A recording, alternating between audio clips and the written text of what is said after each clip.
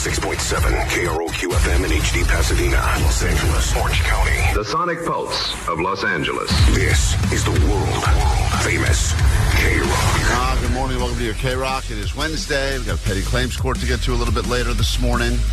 Relationship hangs in the balance. You will determine if they stay together or break up forever. Linda Perry of Four Non Blondes and many, many, many other songs. I didn't realize how many songs she's responsible for that you've heard over and over again in your lifetime.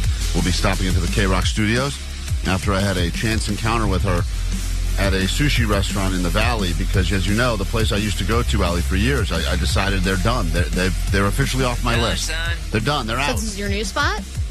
I've been trying. I get a lot of DMs from people, and now I've been going through the list of all of the different places. People are like, oh, you got to try this place. You got to try this place. A lot of people have steered me wrong, I'll be honest. Yeah. But I tried a place that a couple of people had mentioned on the DMs, and then I'm looking over at the sushi bar. I say, hey, I recognize that giant hat. And then and is that a person underneath it? Underneath that hat was Linda Perry. The Arby's and we had a little chat. That's the Arby's sign. What's it doing at the sushi bar? And then I said, that's Linda Perry. And then we chatted briefly, and she said, I'd love to come on and talk about all the stuff she's got going on. So here we are. She's got a lot going on. A lot going on. So she'll be, I think they just wrote a whole, was that an LA Times or a New York Times article about her? Some big article. LA Times article about her that dropped yesterday. Yeah.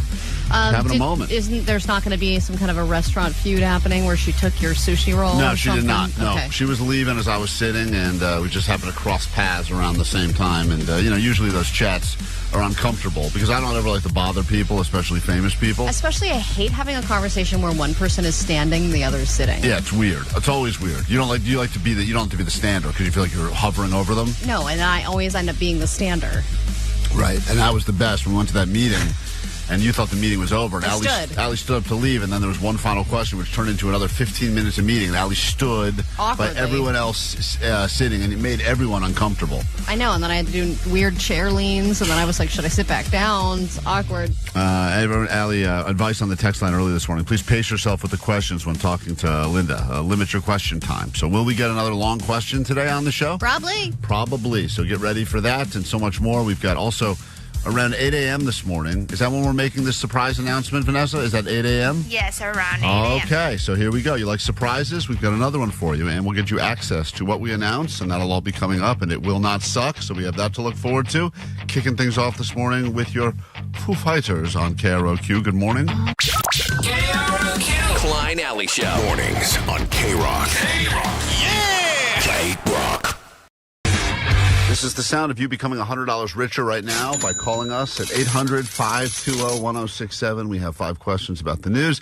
And if you know that the Sports Illustrated Swimsuit Edition just came out, then you're probably overqualified to answer these questions about things happening in the world. Great. I can see it's a little peek into your feed every morning. Were you aware? That did Allie? not come up for me at all. You did not know? You didn't get your annual reminder that the Sports Illustrated Swimsuit Edition is ready? Nope. No idea. Who's on it?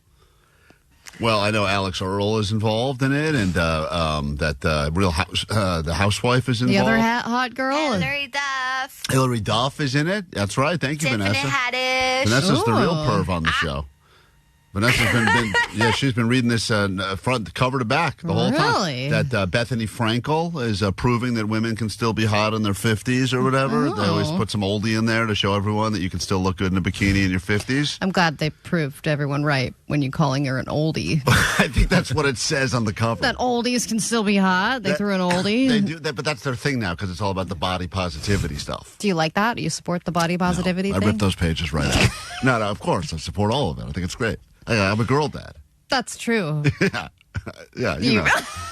So I'm a girl dad, so I got to say that sometimes. That's right. So I support that. Anyway, the issue, but that's not going to be one of the questions in Allie Knows the News. We do have questions about other stuff happening, and if you're aware, or at least you think you previous battle swimsuit Allie, editions. It's all going to be swimsuit edition news from previous years. So get ready. 800-520-1067. 5 questions about the news. Do better than Allie, and she will give you $100 of her money. Call now. Play next at 800-520-1067. That's after this.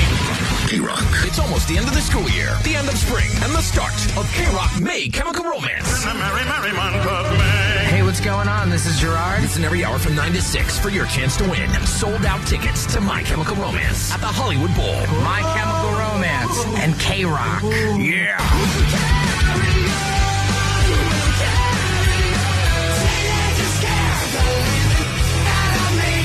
30th, courtesy of Live Nation. Win tickets all this week.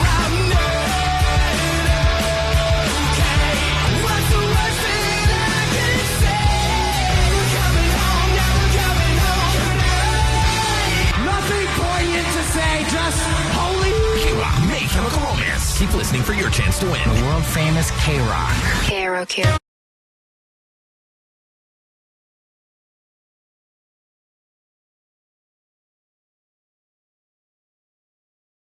All right, 5 questions, $100 every morning around this time. Chance for you to prove you know a thing or two about what's happening in the world or learn a thing or two. And we gamble on the news. Allie puts up the money every single morning because we force her to. She's not happy about it. She'd like to stop doing it, I believe. But please, thank you. And but you know what? When she wins, she feels good about herself temporarily. But when she loses, boy, does it really ruin her day. I got one of my first hospital bills today. Oh, really? Yeah, I got it in the mail. I was like, hey, I haven't seen any bills. I think this is all going great. And then I got my first one in the mail. I was like, oh. Did you do that thing where you feel how thick the envelope is, and that gives you an indication of just how much that bill's going to be? I thought for a minute of just not opening it and throwing it away. That's good. That's only temporary, though. Yeah, I know. But I opened it and I was like, ugh. So that's the beginning. That's like from like January. Didn't stop these people from calling to take your money, though. Yep. Let's say hi to Katie in Sherman Oaks. Good morning, Katie. Welcome to K-Rock. How goes it? Good morning, Klein and Allie. I'm good. All right. Excited to be here. Well, we're excited to have you here. 5 questions. You'll be playing on behalf of all people listening. Once again, ties go to the house. Allie will leave the K-Rock studios. As soon as she's out of here and officially sequestered and will not hear these questions, you get a chance to answer first. And as always, we are rooting for the player. And your round of Allie Knows the News starts right now. Allie Knows the News. Question number 1. Before Kevin Hart became the subject of the roast that took place on Netflix on Sunday, apparently the honor of being the roastee was offered to this musician who turned it down. Who was offered the role first to be roasted live on Netflix? Oh, was it Dave Grohl? Go to question number 2. New science is out, and it shows that this is how many steps you must take every single day if you would like to maintain weight loss goals. This is the new number of steps you should be taking on a daily basis. What is the number? Well, I'm going to go with 3,000 to 4,000. 3,000 to 4,000 steps a day. We go to question number 3. Let's go with this one. Sadly, a 29-year-old died yesterday who was a professional athlete in what league? Oh, were they in the NFL? All right, I will write that down. NFL. We go to question number 4. Good news if you're a fan of funny songs. This funny song man is officially taking his music catalog to the stage in some live performances. It could be Broadway, actually. Which musician is bringing his funny songs to New York theater stages? Okay, I really hope that's Weird Al. And finally, Love Weird Al. question number 5. Let's go ahead and wrap it up with this one. Question number 5. There's been a lot of talk of late-night hosts as of late. One of those late-night hosts is celebrating a birthday today. Which late-night host do we say happy birthday to today? Oh, is it Stephen Colbert? All right. You did good. Let's bring Allie in, see if we pay the people or not. Someone send Allie back into the K-Rock studios right now so that we can go ahead and either force her to give her money to this fine contestant by the name of Katie, or once again, Allie will get to feel good about herself temporarily. As we go to question number 1, Allie. Yeah. Before Kevin Hart took on the job as being the roasted at the big roast that took place on Netflix over the weekend, the original position was offered to which musician who turned it down? Oh, wow.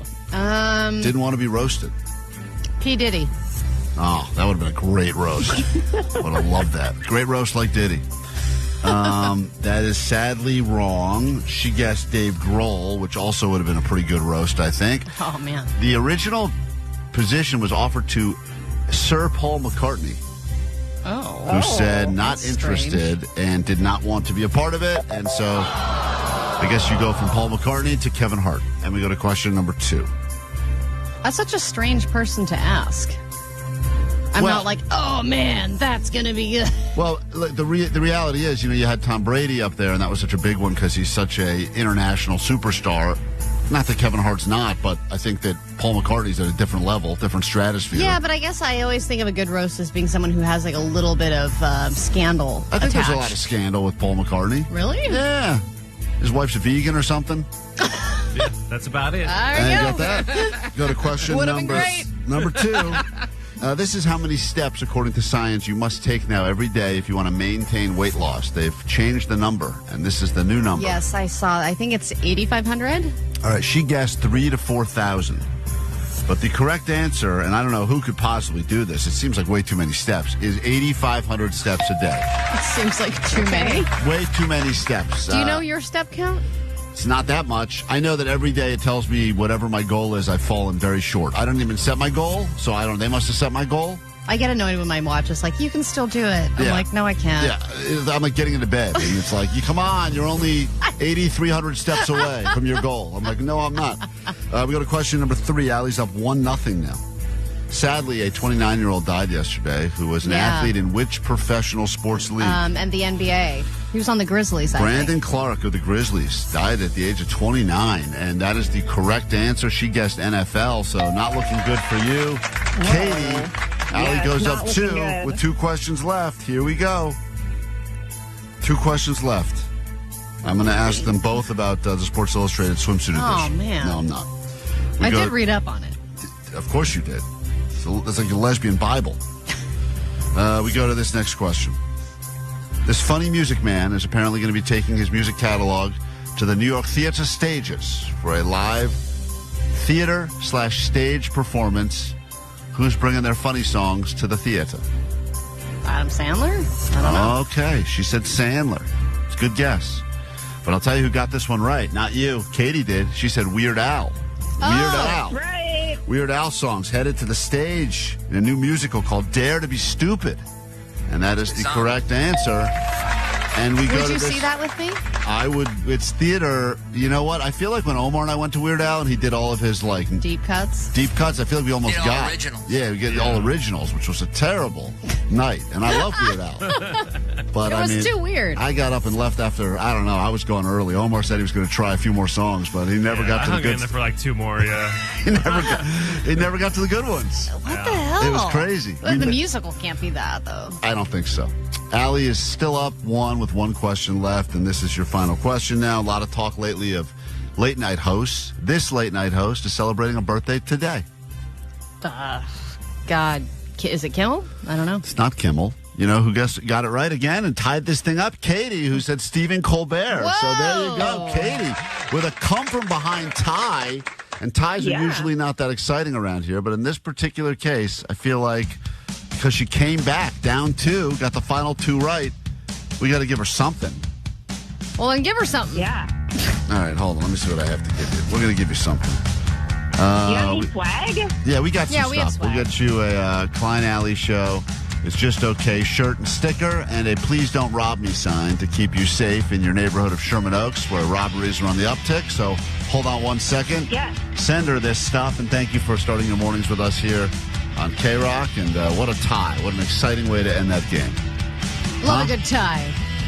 Blind Charlie is out and about in the streets of Southern California now promoting the show. And he said that he's now being approached and attacked everywhere he goes. I think for good reasons. He's on the phone. We'll get to that. And apparently, Allie, there's one day you should break up. We'll get to that next.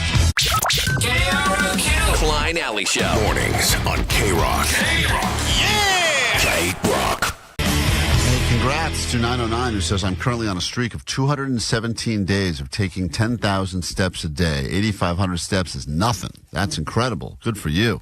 You must be getting all them virtual medals on your smartwatch or whatever. I always feel excited when I go to Disneyland because I'm like, all right, what's the count?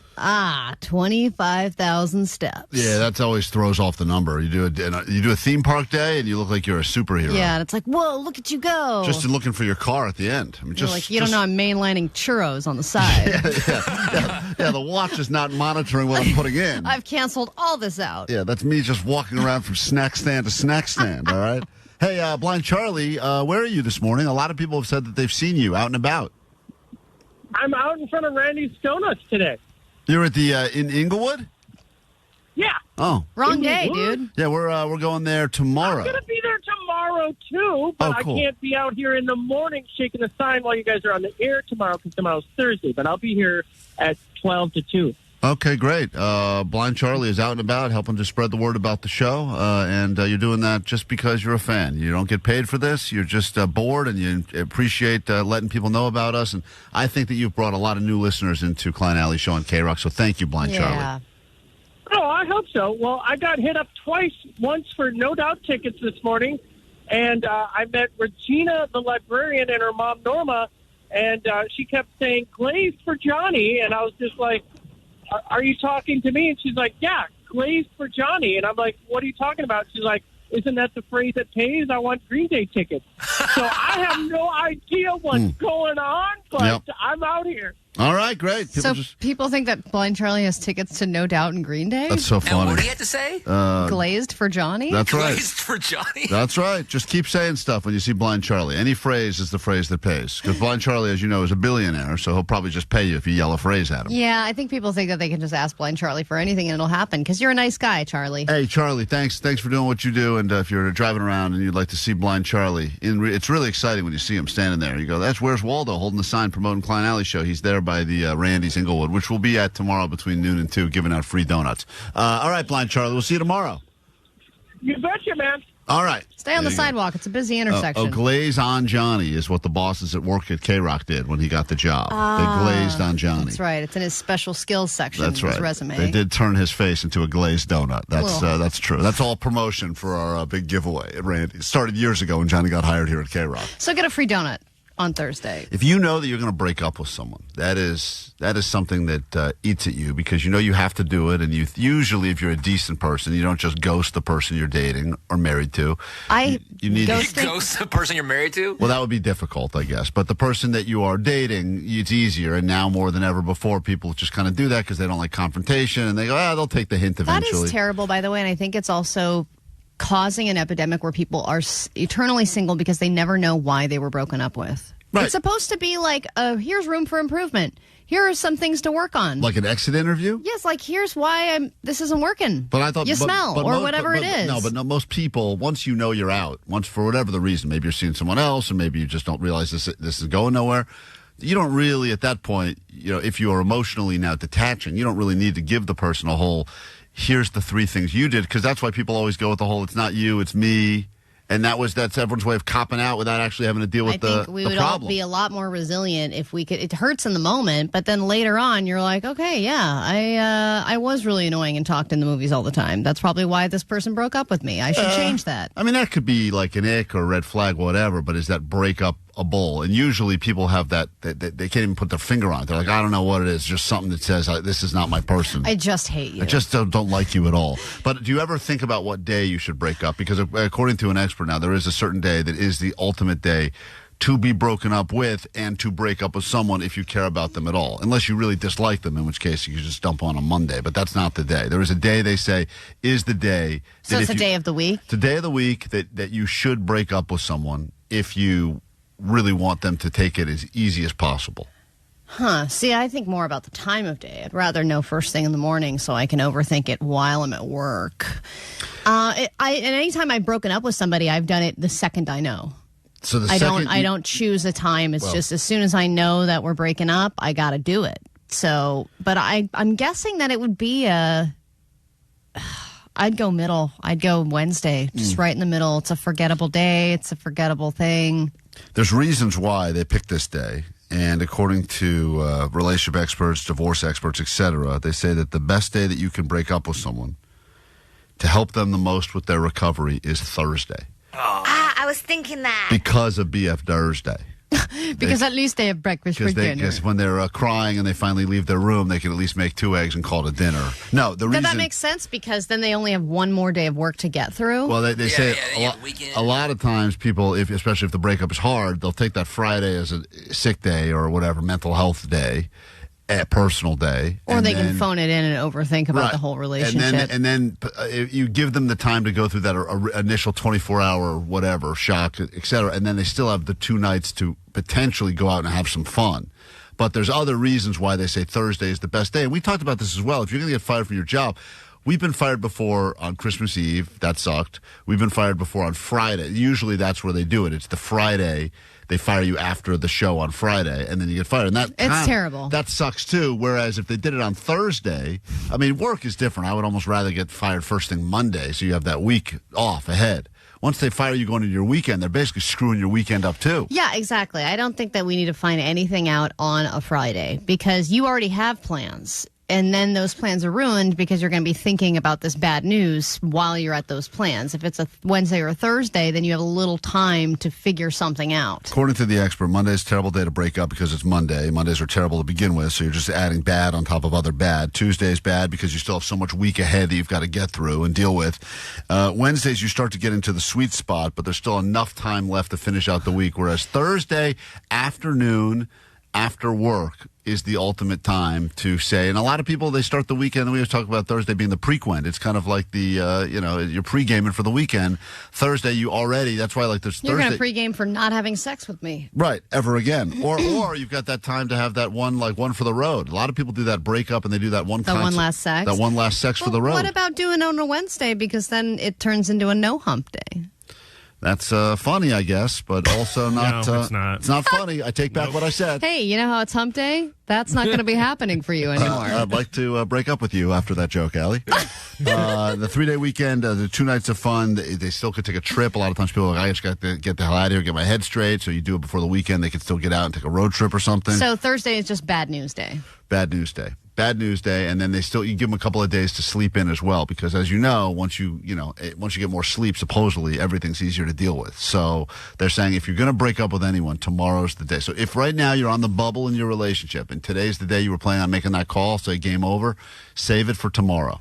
Save it for tomorrow. And save it for the show. If you want to call and do it on the air, you're always welcome to do that. Every Thursday. That's what the experts claim. They said that you should only break up live on K-Rock. Publicly. Too. Take a quick break. We're back with your actual news. We get to that to get to. A big announcement, 8 a.m. sharp, something you did not know is happening that is happening, and we will get you into that thing. That is coming up. And then the great Linda Perry will be stopping to hang out with us in the K-Rock studios with her hat. That'll be later this morning on K-Rock. Klein Alley Show. Add us to your vision board, along with winning Powerball and marrying someone totally unattainable. Look out, Cher. Daddy's coming. K-Rock.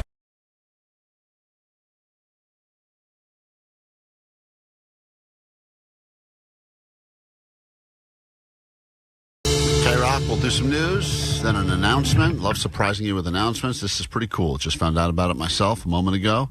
And just after 8 a.m., we will give you the news you are waiting for, although you're not waiting for it because you didn't even know it was a thing. It's just not even announced yet to the public. But we will tell you what it is and then immediately get you into that. Of course, if you're waiting around for My Chem tickets, we'll have those for you in about an hour at the Hollywood Bowl.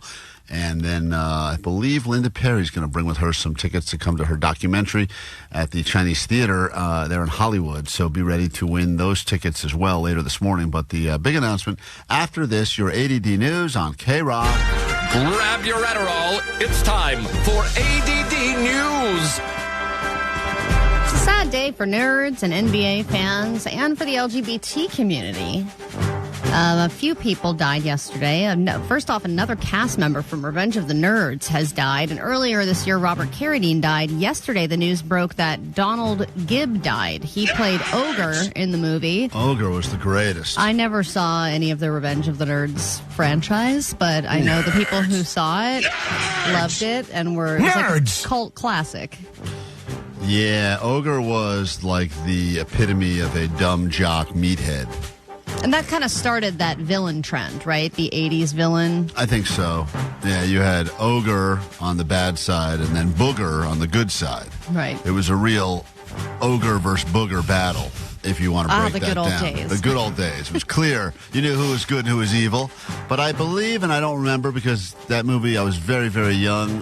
The Revenge of the Nerds movies were coming out. But, Jake, correct me if I'm wrong, but didn't Ogre have like a heart of gold, like eventually, or was he always just a big dumb meathead like Jock? In that movie, yeah, he was just a real big a-hole. He was like the ultimate a-hole. In other movies, he was a good guy. Yeah, but and kind of had that same kind of character. Right, but he was just kind of just a big dumb meathead. In Revenge of the Nerds, yeah. Right. He's a complete a-hole. Yeah. I just hope this isn't going the way of Happy Gilmore. Right. Well, I mean, think about these movies now. I mean, it's been, I don't even know, 30 years, 40 years since those movies came out. So these guys were, in their 30s, 40s when they shot this thing. Yeah, I mean, he was... It's been some time Donald now. Gibb was 71. Still young-ish. So, yeah. And then... But I believe this was his line. I think this is Ogre. Right? That's got to be him, right?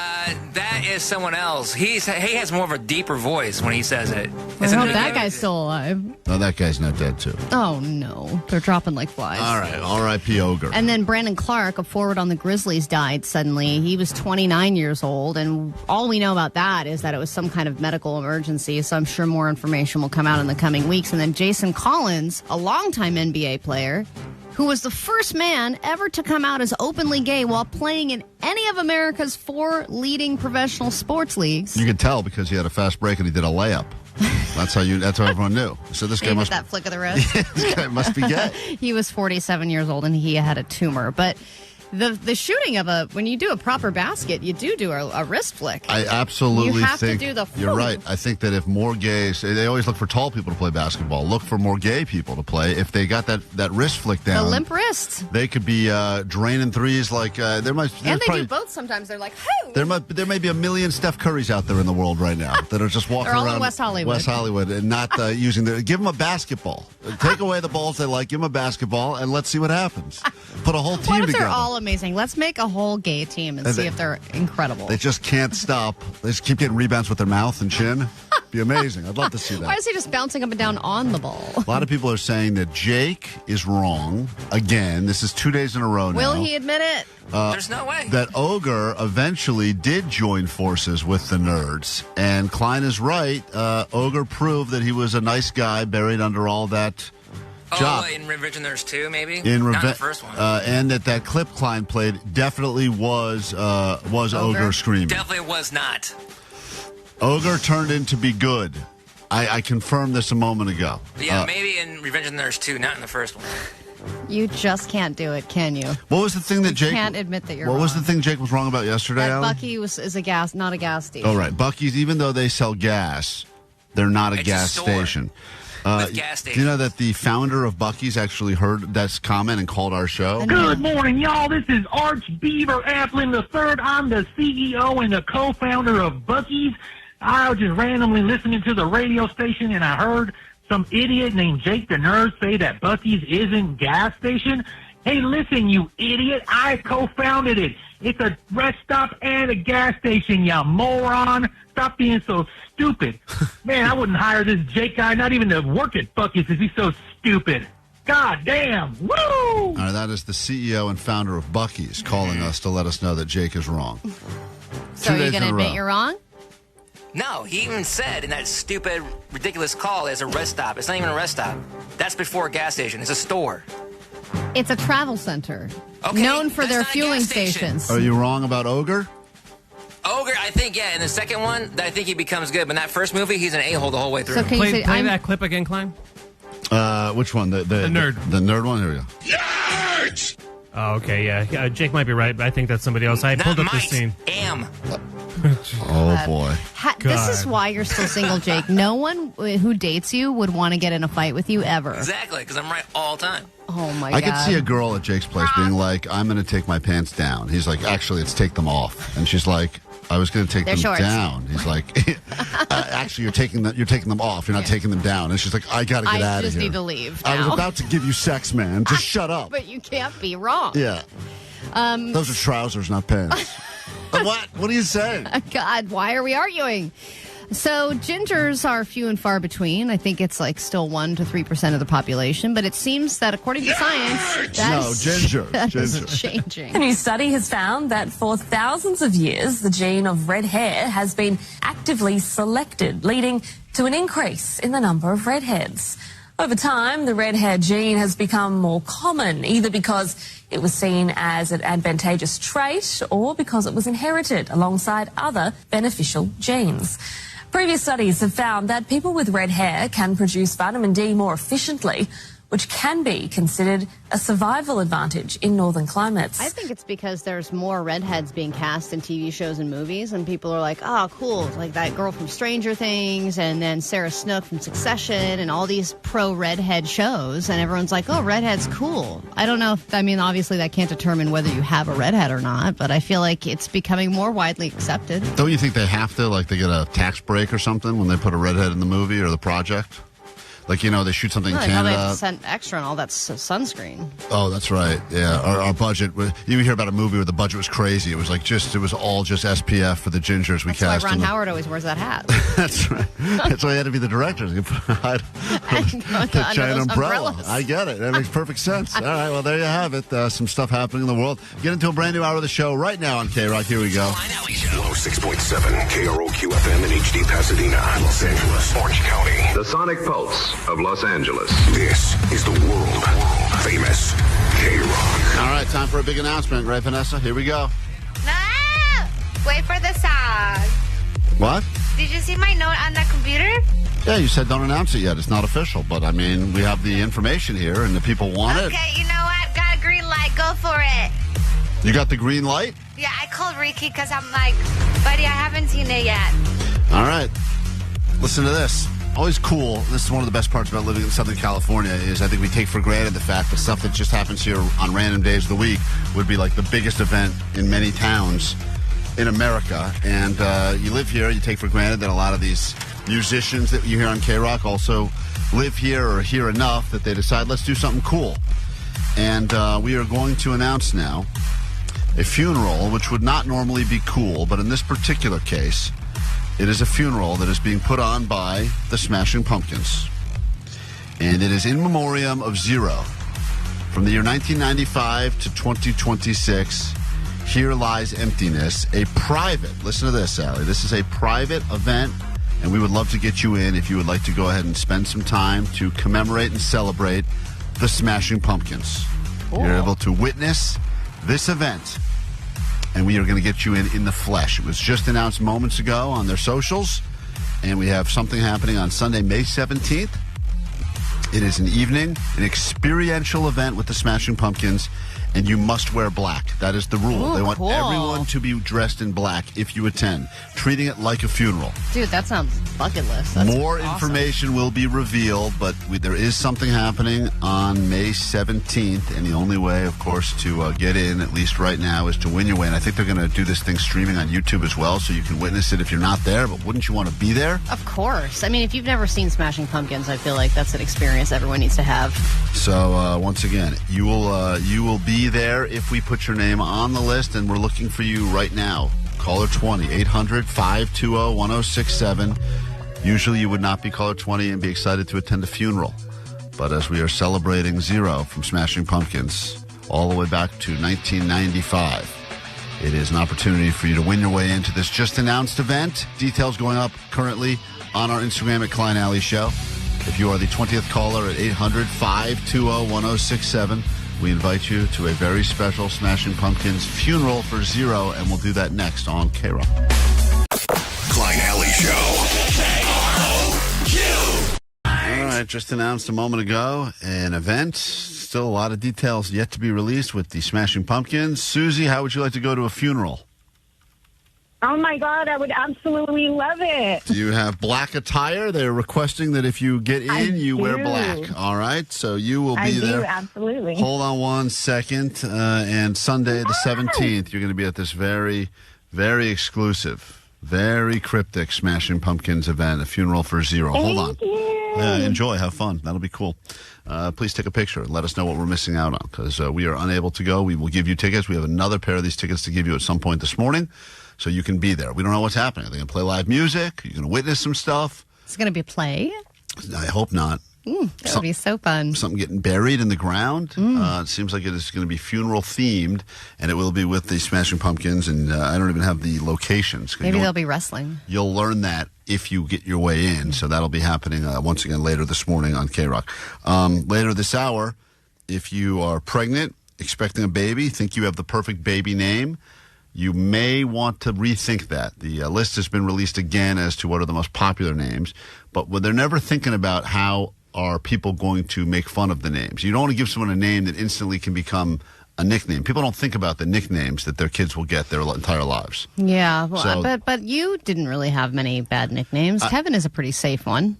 No, but because of the size of my nose, it was a lot of, nostrils, Oh, so they just went away from your name and just pointed to big things on your face? Yeah, that's right. Yeah, it was that. Nostrils! Yeah, it was a lot of that stuff. So I had to deal with kids will find a way. If the name doesn't rhyme with something, they'll just find another way to move.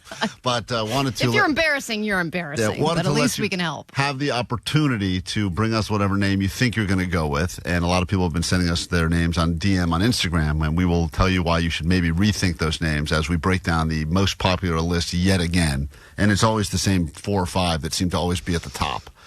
It's never like, I don't know, you'd said a few years ago that all these old school names were coming back. Oh, like my God, Gertrude. like Eleanor. Yeah, these ones that you didn't know, because all the ones that we had on the planet pretty much died Mildred. off, so it became new again. Mm-hmm. And now people have to get the old nicknames back in fashion as well. There was a time when, like in the 80s, 90s, whatever, Jennifer was like, that was any girl that any TV show or movie that had a hot chick, she was Jennifer. And then I was almost named Jennifer. And then you said that like Jennifer now, there are indications of a certain age now. You meet a Jennifer, they're like, oh, because that's what it was. So, right, and then the Jennifers were the classy ones, and then the Jens were the sluts. That's how you knew.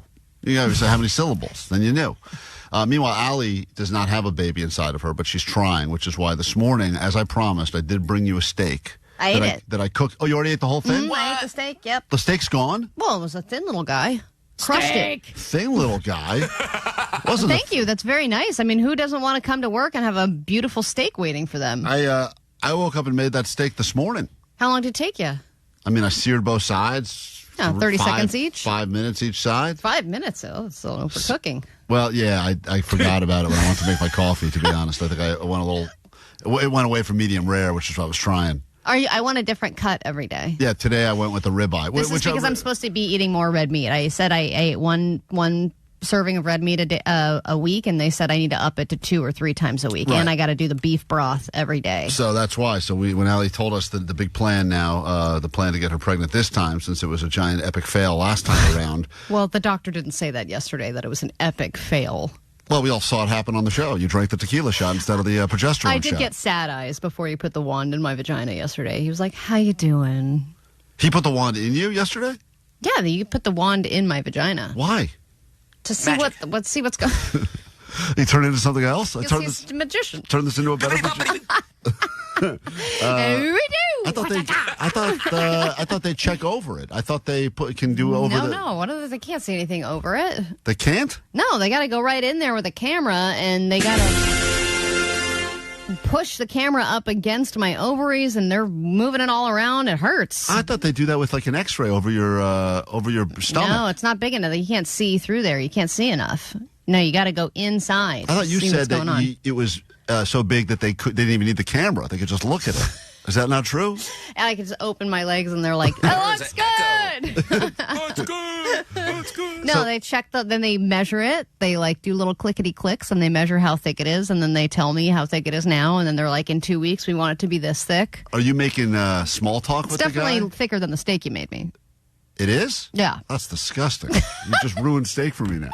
Jesus. Wait, so I want a nice tomahawk by the end. They're telling you measurements of yourself while the wand is in you. Yes, they're measuring. But do you have any idea what that even means? Like no. Mm-mm. Like what is like? And then they go they put all the splooge all over. So when they give you a measurement, it. they give you like inches or what is it?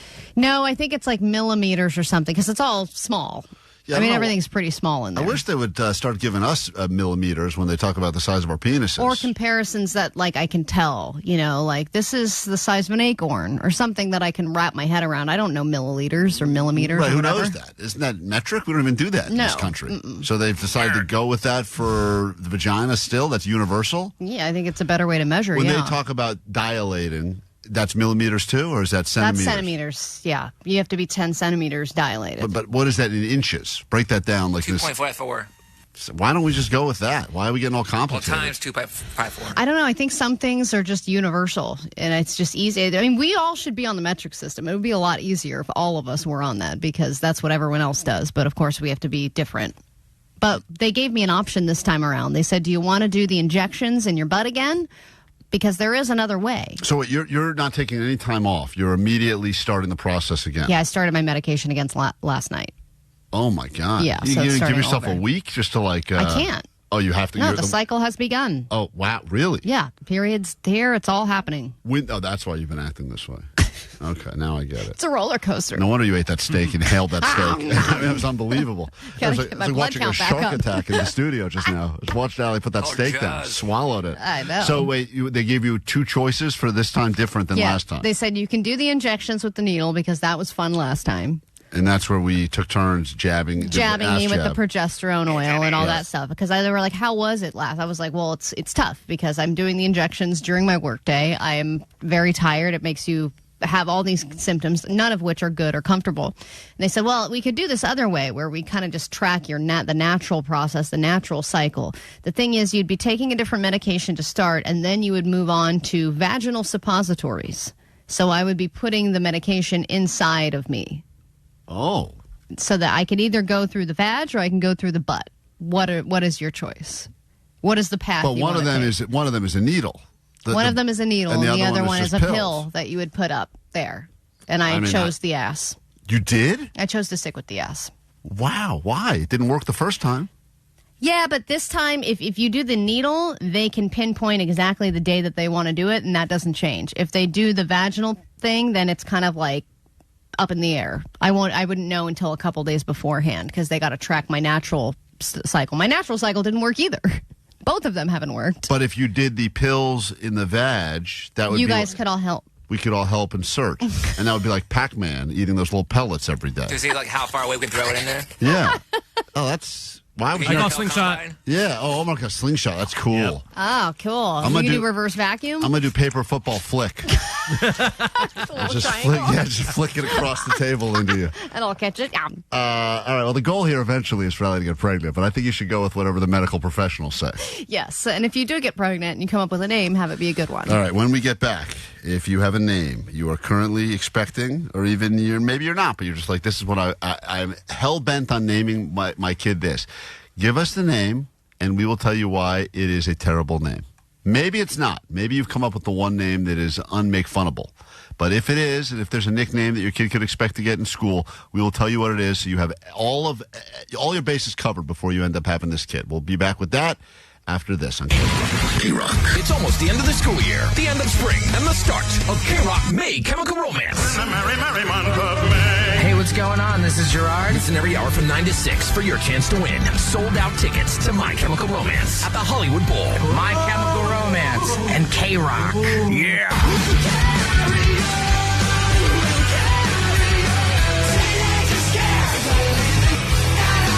October 30th, courtesy of Live Nation. Win tickets all this week.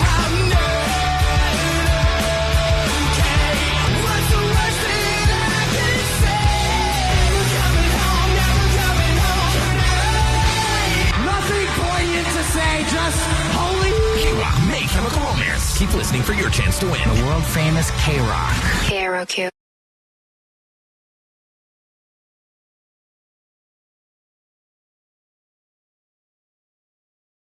According to the calendars at K-Rock, it is May Chemical Romance, which means in about 30 minutes we get you tickets to see My Chemical Romance sold out at the Hollywood Bowl, and we get you into that. And just announced earlier this morning, a little something happening, a funeral with Smashing Pumpkins, and we will get you into that again at some point this morning here at K-Rock. Right now, though, let's talk baby names. They have released the annual list to prove to the world just how popular your name is or isn't, and I don't think there's a lot of surprises here, but the real surprises will be when we talk to listeners that are on the phone right now that are contemplating names. They think they've locked in on the name they want to go with, and they just need someone to vet the name because friends and family can't do that. They'll just say, oh, that's so cute. But what you need is Oh, my mom will go, I hate it. Right, or Allie's mom that just says, that's the worst name ever. All right. But that's why usually people don't like to even tell anyone the name ahead I of know. time until it's harder to say you hate the They name have to once accept it when it's once you're there. looking at the kid. Is that what your mom said about Wesley? No, that one she liked, but there were a lot of other names that she did not like, and the names she pitched to me that were just horrible. Terrible. Yeah, that seems to. But she like Dom. Dom was the greatest name ever. Dominic, we all liked. Yeah, and then why did you go? And then when you met him, you were all ready to He go just with didn't Dominic. look like a Dominic. Then he popped out. You're like, nice kid's all covered in placenta. I call him Wesley. He's Wesley. So my anyway, baby. what is? I guess you can still make fun of a baby. Apparently, you can still make fun of the kid even when they're 4. It's great. What are some of the names on this year's list, of course, that are the most popular? And then we'll get to these people on the phone. Well, of course, for girls, we have Olivia. That's been number 1 for 7 years running. Jesus Then we've Christ. got Charlotte in number 2. Charlotte the Harlot. Mm-hmm. Emma, Amelia, Sophia, and Mia. And then for boys, you've got Liam, Noah, Oliver, Theodore, Henry, James, Elijah, and Mateo. It's funny because as you read this list of names, You have them in all in your kids' class, both years, right? It sounds like every story school class that I tune out at dinner involves all of these people's names that you've said. And the Mateos that I couldn't play with them, and then Mia came up and said, "Okay, you can play with me." Actually, all I hear all the time. At least Mason fell in popularity. There was a while where everyone was naming their kids after jars. Remember that? That was a big one. yeah, there's a lot of Graysons in my generation, like my kids' generation. All right, but then you have stuff like Isabella and Evelyn and Sophia, like those old names coming back, like we talk names. about. But the real old school names aren't really coming back in the way that they should. Like the real old school, like we talked about. Mavis. Right, those ones. Gertrude, Mavis. I have a friend of mine who named their kid Beatrice. See, Beatrice is a pretty old one. Name. All right, don't take this personally. I feel bad because I think some people are all excited about being pregnant, emotional. Mariah, you're currently pregnant? Yes, 5 months. Way to rub it into Congrats. Allie's face. Almost 6. All right. Thank you. And you have do you know if you're going to have a boy or a girl? A girl. And you have a name you've already settled on, or you're thinking about it? I want to name her Lemon, but everyone says no. Are they telling you why no for Lemon, or do you just want me to give you some nicknames that this kid could have to deal with? Give me nicknames. Well, I mean, the obvious one is if she's promiscuous, they'll start calling her Lemonades. Oh my God, that is aggressive. That's terrible. It is a terrible nickname, right? You don't want to be responsible for giving her the name. You're giving her half the nickname already. Yeah. Lemon. Or if she's not as smart, she's the lemon of the class. Right, she's that's the. But then also, Lemon becomes Nomon very quickly. You just move. Nomon becomes that. Lamine, if she's not nice, she becomes Lamine, and that's something that you'll have to deal with. It's just moving a little. Kids are very clever. Lemming, if she's a follower. Yeah, even these dumb kids are very good and clever at moving some letters around to make a nickname. But And once you get a nickname, you're stuck with it. You're stuck with it. But also, if you're going to name your kid after a food, it's such a lame food to pick. I mean, lemon is just such a whatever thing to add. You don't even have to pay extra for that. If you're going to name do avocado or something, at least something you have to pay extra for. It's funny because Vanessa thinks that this is a great name. And I do. And Vanessa says that she'd like to be her play date if she's born soon. But lemon cuts salt and vinegar, so it's actually a grapefruit. All right, well, you just tell people that. Grapefruit is another nickname. Nomon. All right, that's Mariah. I'm sorry if we talked you out of Lemon. That was not the goal here. Let me say hi to Jonathan on K-Rock. Jonathan, you have a child on the way? I do, yes. And do you know the gender yet? We do not know. Okay, what name are you leaning towards? So if it's a girl, I'm definitely going with Zelda. If it's a boy, I'm going with Pyro from the Avatar Last Airbender. Well, I mean, oh my God! If you're naming after that specific of a reference, then I feel like you're setting yourself up for failure. Zelda is totally Zelda's tough for a few reasons. Obviously, the obvious one is Smelda. If she doesn't smell good, or if she accidentally farts in class. You weren't thinking about that, I'm sure. If she's stupid, it's Zelda. You get that a lot. Any kind of duh at the end. So just something to be aware of before you go. Or, your daughter's in the other castle if she goes missing. It's a big. These are all things. And then at least your dad will think it's funny. Yeah, you'll think it's fun. I mean, you'll be sad because your kid's dad missing. will laugh at you. Yeah, just letting you know these are things. And then IRO, that can become so many. I mean, obviously, eye roll is a big one. If it's like a real boring, like an alley sort of storyteller, it's a lot of eye roll stuff. Biro, if he's a little, fruity. God, you're kind of laughing at these a lot. You like these names more now, don't you? This is great. This is your unborn child you're laughing at right now. You're mocking your own unborn child. These are the things you need to think about. This is why the service we provide at K-Rock is so helpful. No one is doing this in the real world. Yeah, but it doesn't seem like it's swaying anybody. No, I think they just like the names more now. Valerie on K-Rock. Good morning, Valerie. I feel bad. Good morning, Sweet Dibbs, you sure you still want us to do this? Yeah. Okay, you're pregnant right now? Hello? Valerie? I think you've muted us. I'm here. Can you guys hear me? Now we got you. Are you pregnant right now? Okay, great. I am. I'm in my first trimester still. Okay. And what is the name you were leaning towards? For a girl, Romy. Romy. Romy's tough because she goes gay like Allie. She's romosexual. If she's annoying, she's a Romo. Right, there's that. But then there's also the Romy Bone Me. That becomes kind of the thing. Sublime with Romy, the throwback. You get a lot of possible names that you weren't anticipating. I like that you're going away from the most obvious list. Romy, in theory. I mean, it's a unique name for sure. The only Romy I've ever known is the one from the movie. Right, and then you got the Romeo movie. and Michelle's high school reunion where she was an idiot. I can't say Romy is kind of like a blow. Can't really do that name, but that becomes a big one too. So I'm just letting you know that it lends itself to a lot of rhymey stuff. Yeah, that's exactly why we chose it. We wanted something different, but not too weird. I loved Romeo and Michelle's high school reunion. Yeah. It's one of my favorite movies. Oh, it's so good. And then my husband, he loves Romy from the XS, one of the lead singers. So that's where it comes from. All right. Well, I hope we didn't talk you out of it. These are all people that have locked in on names. At least they think that they've locked in on names. Anthony, what name have you locked in on? Yeah, we are expecting this week, and we are locked in on the name Nico, N-I-C-O. There's a Nico in my kid's class. Nicotine. Big smoker, perhaps. Got jacked up teeth. Start calling him Nicotine. I'm just letting you know that's something you could look forward to in your future. Frico. Frico, yeah, that's another one. Right, all of a sudden the kid starts smelling his armpits or something. He's Nico the Frico. You got that to look forward to. Nico the Geeko. Yeah, that's another one. He ends up like Jake all of a sudden. Guy needs the glasses. All of a sudden he's Geeko. I mean, these are all things you probably weren't thinking about. And I hate to talk you out of it because I know this kid's due any day now. And congratulations in advance, but just understand that is all stuff that could be in his future. Honestly, didn't think about half of those. So. Yeah, most people don't. Well, the kids will.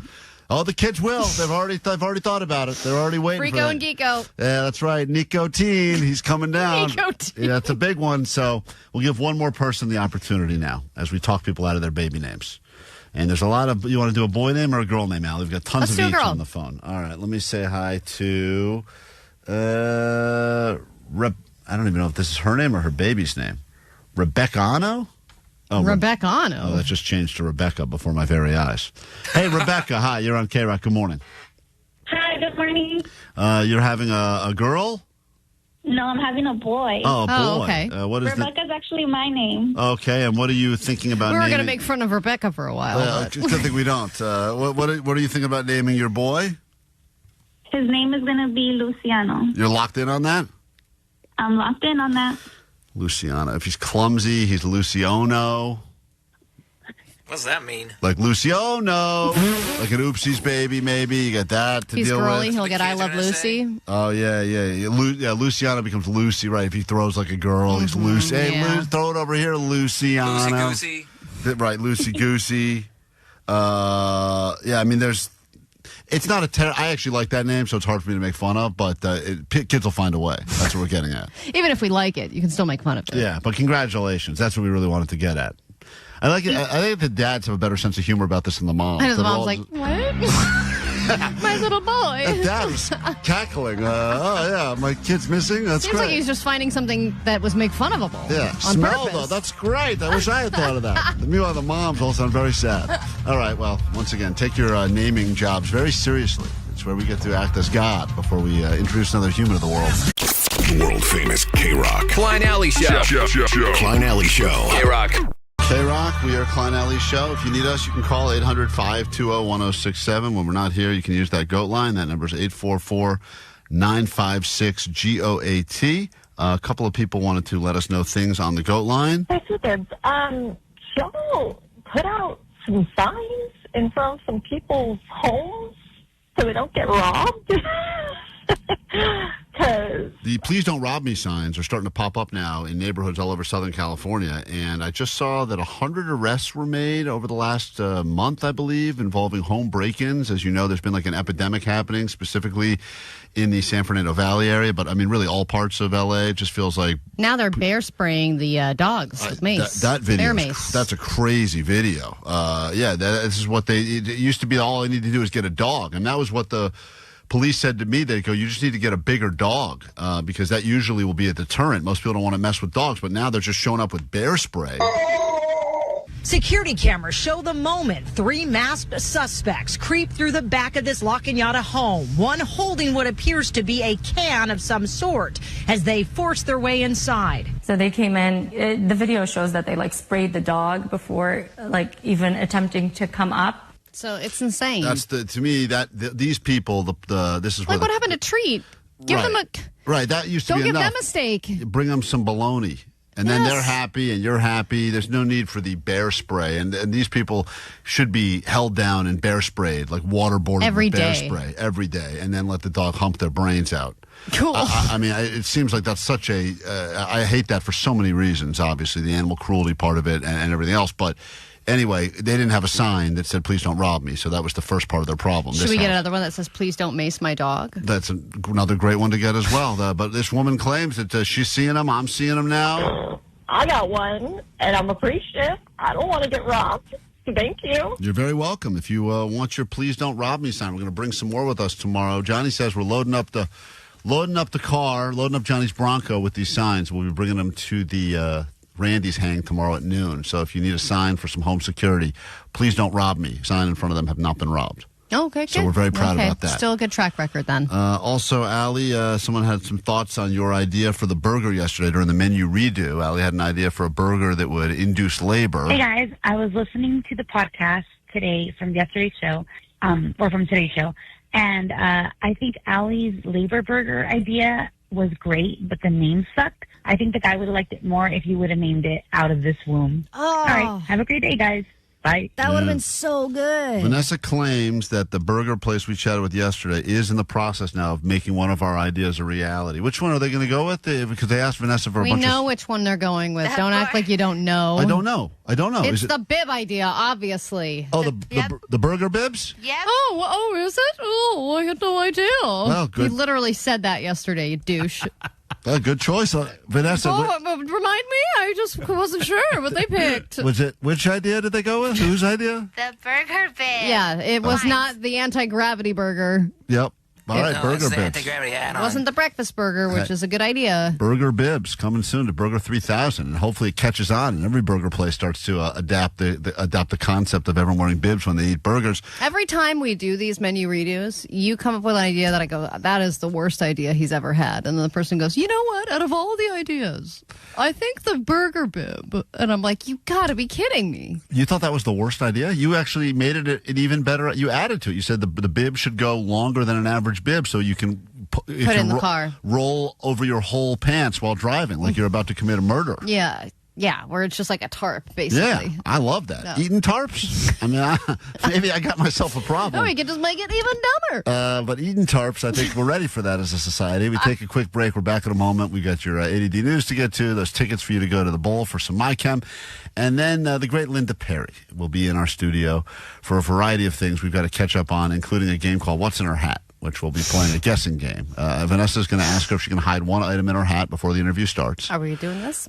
Oh, yes. It's the best idea we've ever Burger had. bibs and now this. And we're going to figure out what's in the hat to win tickets to see her screening. No, we're probably not. We'll be right back. More show after this. It's Klein Alley Show. Klein Alley Show. Mornings. Come on. K-Rock.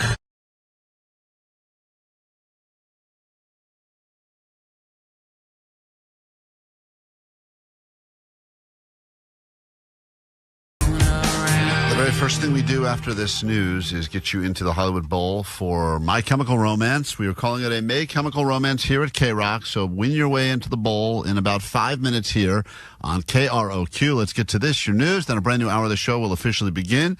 Linda Perry, legendary singer, songwriter, Four Non-Blonde, hit of many instant memes that you've shared or perhaps participated in over the years, will be in our studios, and we very much look forward to that. That'll be next hour, but let's wrap up this hour with your news and then those tickets to see My Chem. Here we go. Grab your Adderall. It's time for A.D.D. News. So we have a local political scandal. This is in the city of Arcadia. I know everyone's focused on the L.A. mayor position right now, but let us turn our attention to the mayor of Arcadia, who has admitted to being a Chinese informant. That seems like a problem. That seems like an issue. She's going to go to jail. By her own admission, Eileen Wong secretly served the interests of the Chinese government. And she has admitted to this and now faces up to 10 years in prison. Now, what she was doing for the Chinese government was mainly just putting up pro-China propaganda on various websites and things like that. Seems sort of harmless, but it's kind of interesting to know that even today we have spies that are all infiltrating U.S. politics, and they're all dirty in different ways. I'm convinced, I think it was that movie Salt. Was that the one? Yeah. Yeah, she was a Russian informant. Yeah, my kids have been watching a lot of these. When they were growing up, they were watching these Russian girls on YouTube playing with dolls. But I'm pretty sure they were totally plants. Definitely brainwashing them into something. And I'm sure in 10 years, someone's going to snap their fingers, and all of a sudden they're going to. Oh my God, they're all going to activate. Yeah, it's going to be. Yeah, I think that's the right way. If I was another country trying to get some sleeper cell situation going on, Start with desperate parents. I would do it through YouTube videos, kids playing with toys. What if Miss Rachel, Blippy, they're all just informant brainwashers? And then just slowly, it's a little play over here and a little whoop over here, and then next thing you know, in 10, 20 years, when they need everyone to turn on us, they'll do something, they'll blow a whistle or something. Can you say communism? And then boom. Communism. Yeah, that's so scary. And I wonder, was she put here, was that one of those coincidental things where she got elected to... Like what happened first. Right. Was she put here with the goal of you're going to become a citizen for a few years? Or did she get elected and then they were like, hey, by the way, love your work. Right. I know. Also, I don't get why just posting stuff online is illegal. Isn't that freedom of speech? 10 years? Yeah, I know. It kind of seemed like a silly use of her double agent skills. I think there's maybe more to it than that, because the story... It has to be, right? Yeah, it has to be. That's the first thing they're going to reveal right now, because they don't want us to know about everything else. It has to be more than just China's cool.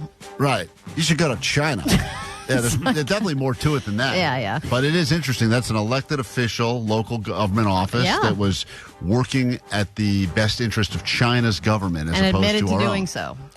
Here's the next big comeback. It's the biggest thing since the return of the Macarena, the Hacky Sack. Also, by the way, if she were to fill potholes in this city, I wouldn't care. I wouldn't care who she's working for.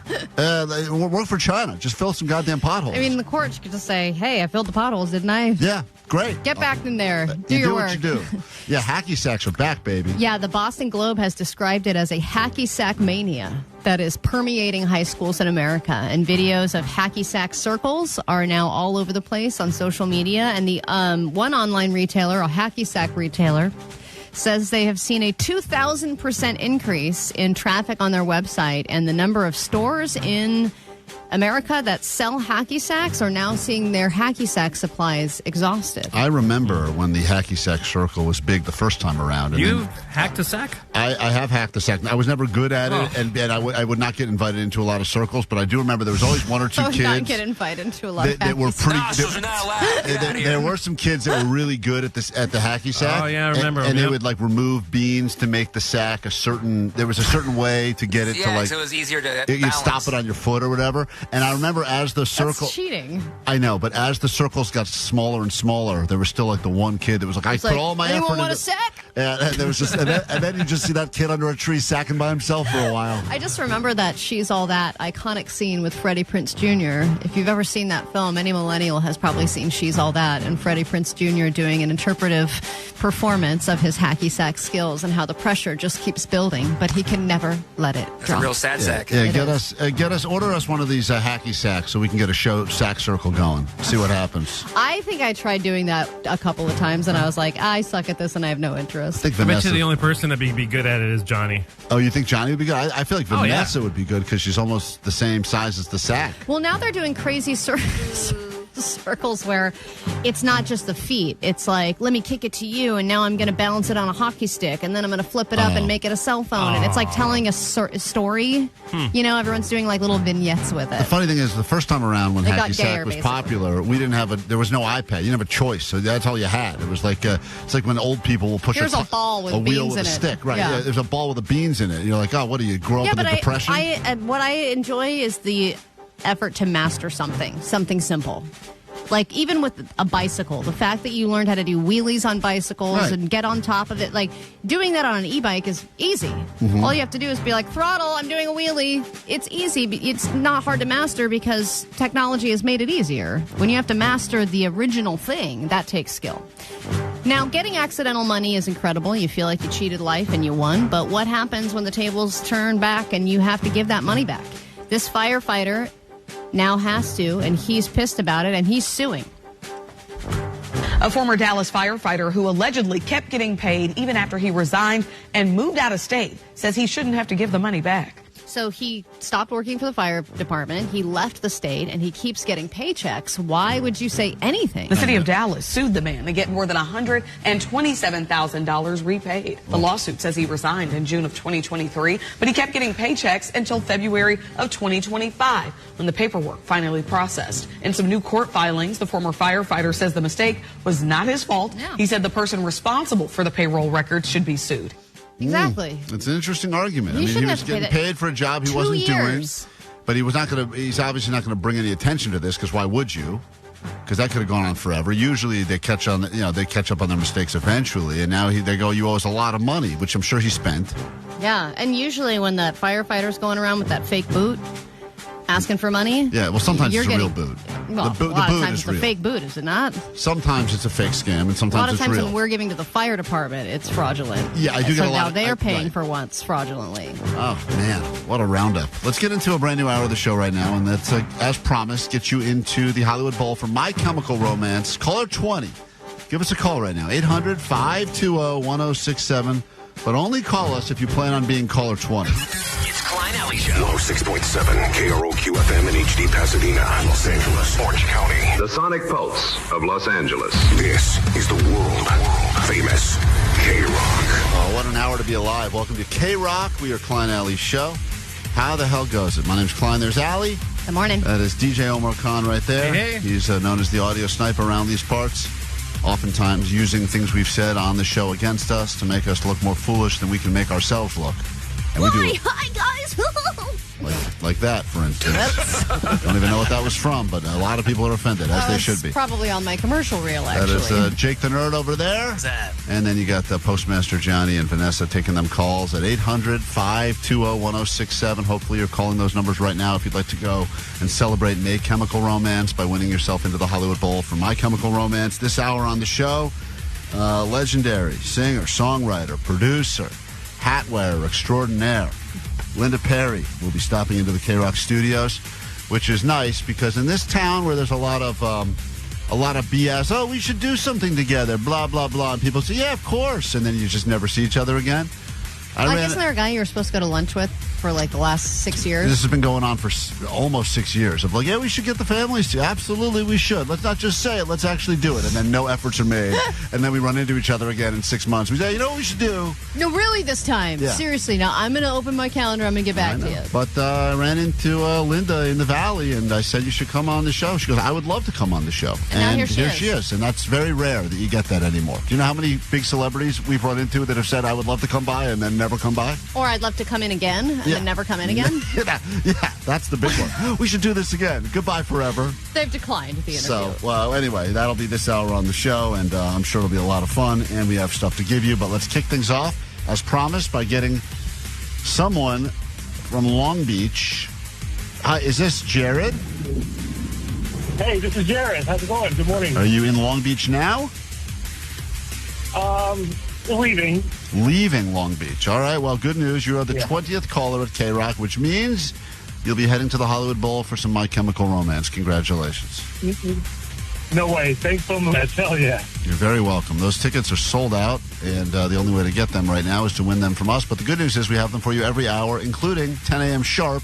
We'll have another pair for you, so hang tight. Listen to how much... Jared, would you say your life has gotten better by 10% or 20%? Give me a percentage your life has gotten better in the last 5 minutes. I'd say about 200. 200%?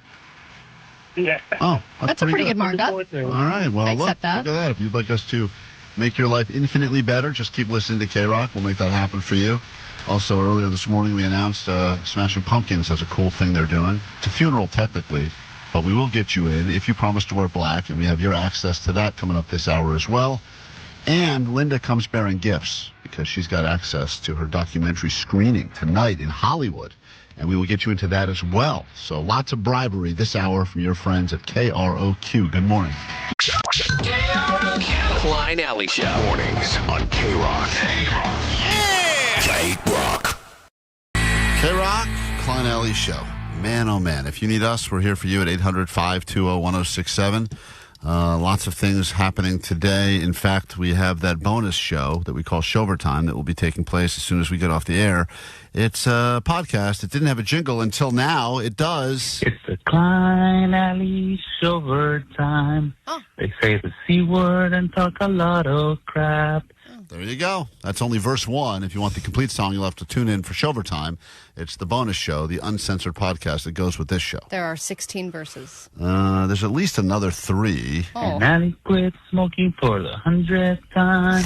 And Klein's got other shows that he wants to fight. It's the Klein and Allie Showvertime. To give you an idea of some of the things we get into, Allie talks about how this time she has gone I think you've gone the longest without a cigarette. In a few years. Really? That's it? Well, the longest I went in the last 10 years was through my pregnancy and then having my kid, and then I lasted a year after that. You didn't smoke one cigarette at all while pregnant? Absolutely not. Pussy. Not even one. And now you're cool. No, and I didn't want to. That completely changed in my brain. So it was like, that's gone. Able to do it? Oh, yeah, I'm able to do it. I'm just more able to do it on behalf of somebody else. There's another human growing inside me, so I shouldn't do that. When it's just me and it's up to me, it's a lot harder to make that Of all the things you've tried to quit or get, has that been the hard? Oh, my God, without a doubt. That is the hardest. And it never goes away. That's what's hardest about it. When you decided to quit comedy, was that hard for you? That was easy. Okay. Yeah, because I just stopped being funny. Right. Yeah, I don't know if that was a choice you made or the choice that was made for you. What's the longest streak I've gone without telling a good joke? It's been a long time. Way longer than the cigarette thing. Wait, so you now have gone, more than a month without a cigarette? April 1st was my quit date, yes. And I think the biggest test was that I got through Coachella without smoking. I was like, if I can get through that, I can get through anything. And there was even a moment where I was like, I'm doing it. You know what? I'm just going to do it. It's one night. I'll just go back to quitting tomorrow. And then Katie did that thing where she was like, why don't we wait till we get to this stage? Why don't we wait until we go to the bathroom? Why don't we wait? And she kept delaying it and delaying it, delaying it. And I was like, God, when is this going to happen? And then she was like, why don't we just wait till we get to the hotel? And then by the time we got to the hotel, I was like, all right, fine. You know what the real test is going to be? So grateful the next day. It's not going to be Coachella. A harder test is coming up in your future. The ultimate test of quitting smoking. Getting pregnant again? Vegas. Well, yeah, I know. Vegas, but I'm going with somebody who's not a smoker. I understand. But Vegas makes smoking, I even had friends that never smoked ever. Yeah. And then would buy a pack of cigarettes when they go to Vegas because that's what you do there. I sometimes if I find myself getting into at a table for a while, I start sucking in those secondhand I smoke have a picture vibes. of Klein smoking a cigarette. Yeah, I'll still occasionally throw down a few cigarettes in Vegas. I know, but you know what? Makes me feel alive. You know why I feel happy? Because it's ironic that we're talking to Linda Perry next, because I missed a big moment at Acoustic because I was smoking a cigarette. Oh, do you think that because you missed her pop-up performance at Acoustic, that was the final straw that made you realize that smoking is ruining your life? I went outside for a cigarette, and I was like, when is this happening? Because I knew it was happening. You were telling people. I was telling people that it was going to happen. Allie can't keep a secret, and we found out like moments before it happened that Linda Perry was going to come out and do What's Up, and we didn't know how many songs she was going to do, but we knew she was going to make a special appearance, unannounced appearance at Acoustic. And Allie was like, of course, she has to tell everyone. So she was out there yapping to everyone, and then she went outside and goes, all right, anyway, I'll be back in a little bit. Went and had a cigarette, missed the whole thing. Missed, to me, the highlight of the night. It's one of my biggest regrets that I missed that iconic moment because I was outside smoking a cigarette, which was an experience that was over in 10 minutes, and I'll never remember because who remembers that? Right. And I could have been inside. Because that's my luck, and also because that's my stupid decision that I made. But this is unlucky Allie. Yeah. Yeah. Yeah. And then I strung my friends along. I was like, she's coming, guys. Right, Let's keep waiting. and then everyone was waiting. And then I talked to Johnny. He was like, no, she was just here already. I was like, God, why do I suck? Anyway, I wish I could take that moment back. Linda Perry will be in the studio after this quick break, so if you'd like to go have a cigarette now, Allie, why don't you leave? No. You don't? I'm not going to miss this. All right, fair enough. Linda Perry, legendary singer-songwriter, in town. Got a screening tonight. We will get you into the screening. Also, we'll find out what's going on. I mean, just in the last year, I feel like she's on a tear right now.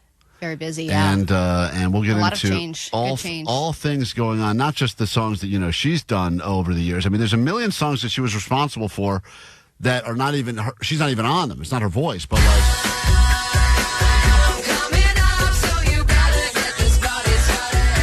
just some of the songs that she either wrote or produced or did a combination of. And I always wonder, and I'll ask her this, but does there ever regret when a song gets so big with someone else? Does she go, I should have kept that for myself? She did some stuff for No Doubt. She did Gwen Stefani stuff. Not No Doubt, but Gwen Stefani stuff before. I mean, these are all songs that she was responsible for. What you waiting for, yeah.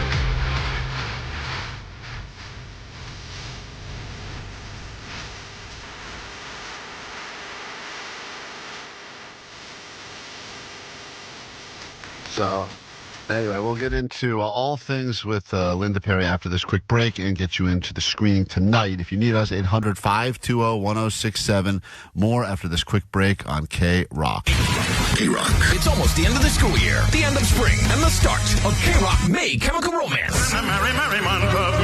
Hey, what's going on? This is Gerard. Listen every hour from 9 to 6 for your chance to win sold-out tickets to My Chemical Romance at the Hollywood Bowl. My Chemical Romance and K-Rock. Yeah.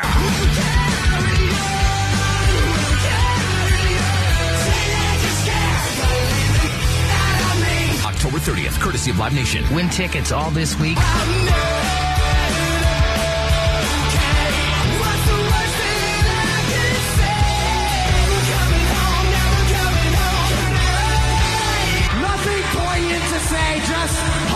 K-Rock May Chemical Romance. Keep listening for your chance to win. The world famous K-Rock.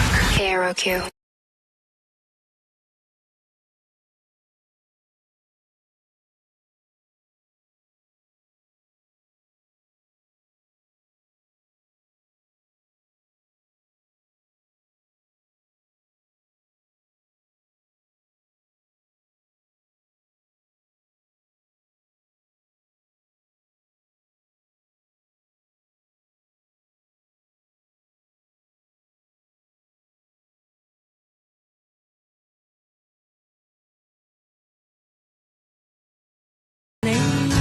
K-Rock, Klein Alley's show. The voice behind the song in our studio right now. The great Linda Perry is here. Good morning. Good morning. Thank you for being here. I wanted to say congratulations. Apparently you guys are pretty amazing and your show's doing really well. And until who the hell told you that? I'm hearing rumors that you guys are really kicking butt. Oh, thank you. There's a rumors, and we were told by our boss that it's probably a fluke, and that we shouldn't get excited about it or tell anyone it because it will immediately go away. But for right now, things are going fine. And thank you for, as I said, so many people BS each other in this town. I ran into you randomly in the Valley at a sushi place, and I felt bad because I know you probably don't like to be bothered, and I had that moment in my mind where I go, I don't want to bother her because you were having dinner. And then I saw the hat, and the hat was like the bat signal, and I'm like, I think that's Linda Perry. and then of course it was you. And then I said, listen, I don't want to bug you, but I'm at K-Rock. You were a big highlight of our acoustic Christmas show this year. I just want to say thank you for that.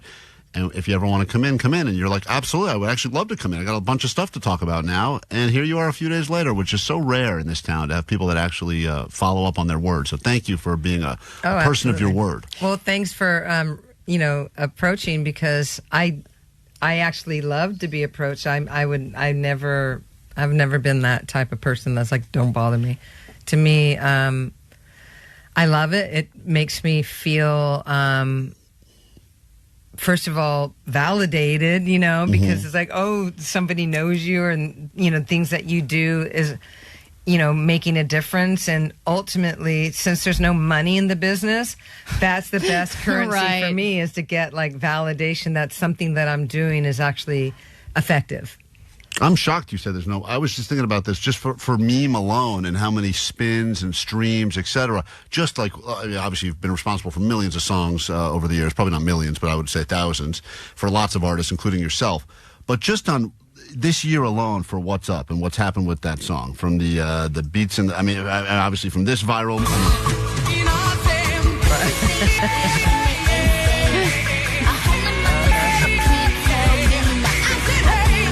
How did you find out when this started becoming the thing and everyone was lip syncing this and rapping over it? Did you just see it in your street? Were you a part of this from the beginning, or you just saw it and go, what happened? I was working. I have this artist named Sophia Treadway, and I'm working on this record, and she's like a new artist that I found. And she's young, and so she's like all in social media, and we were finishing up a song, and she's like, hey, Linda, your song is, your sound, that's what she said, your sound is blowing up. And I'm all, my sound? What does that mean? She's like, look it. And she shows me a TikTok of, I don't know who it was. It might have been Sabrina Carpenter. And oh, so it had already been pretty big at that point. It's already kind of started, And then she's like, we should do one. And I'm all, oh, no, I don't do TikTok, Sophia. And I had nothing on TikTok. She's like, no, it'd be super fun. And so then I'm thinking, I put my manager label hat on, no pun intended. Yeah. Is that a different hat? Yeah, totally. I switch hats, different subjects. And then I'm like, okay, maybe this might be good because it'll help promote her and get her name out there. So I do one with her. That blows up. And then all of a sudden, Jennifer Lopez is calling me like, hey, I'm on my way to the airport and I'm going to step by your studio right now. We'll do one of those things. And I'm like, what are you talking about? And I said, Jennifer, I don't live at my studio, too. You can't just randomly call me. And I'm just there. And I'm there.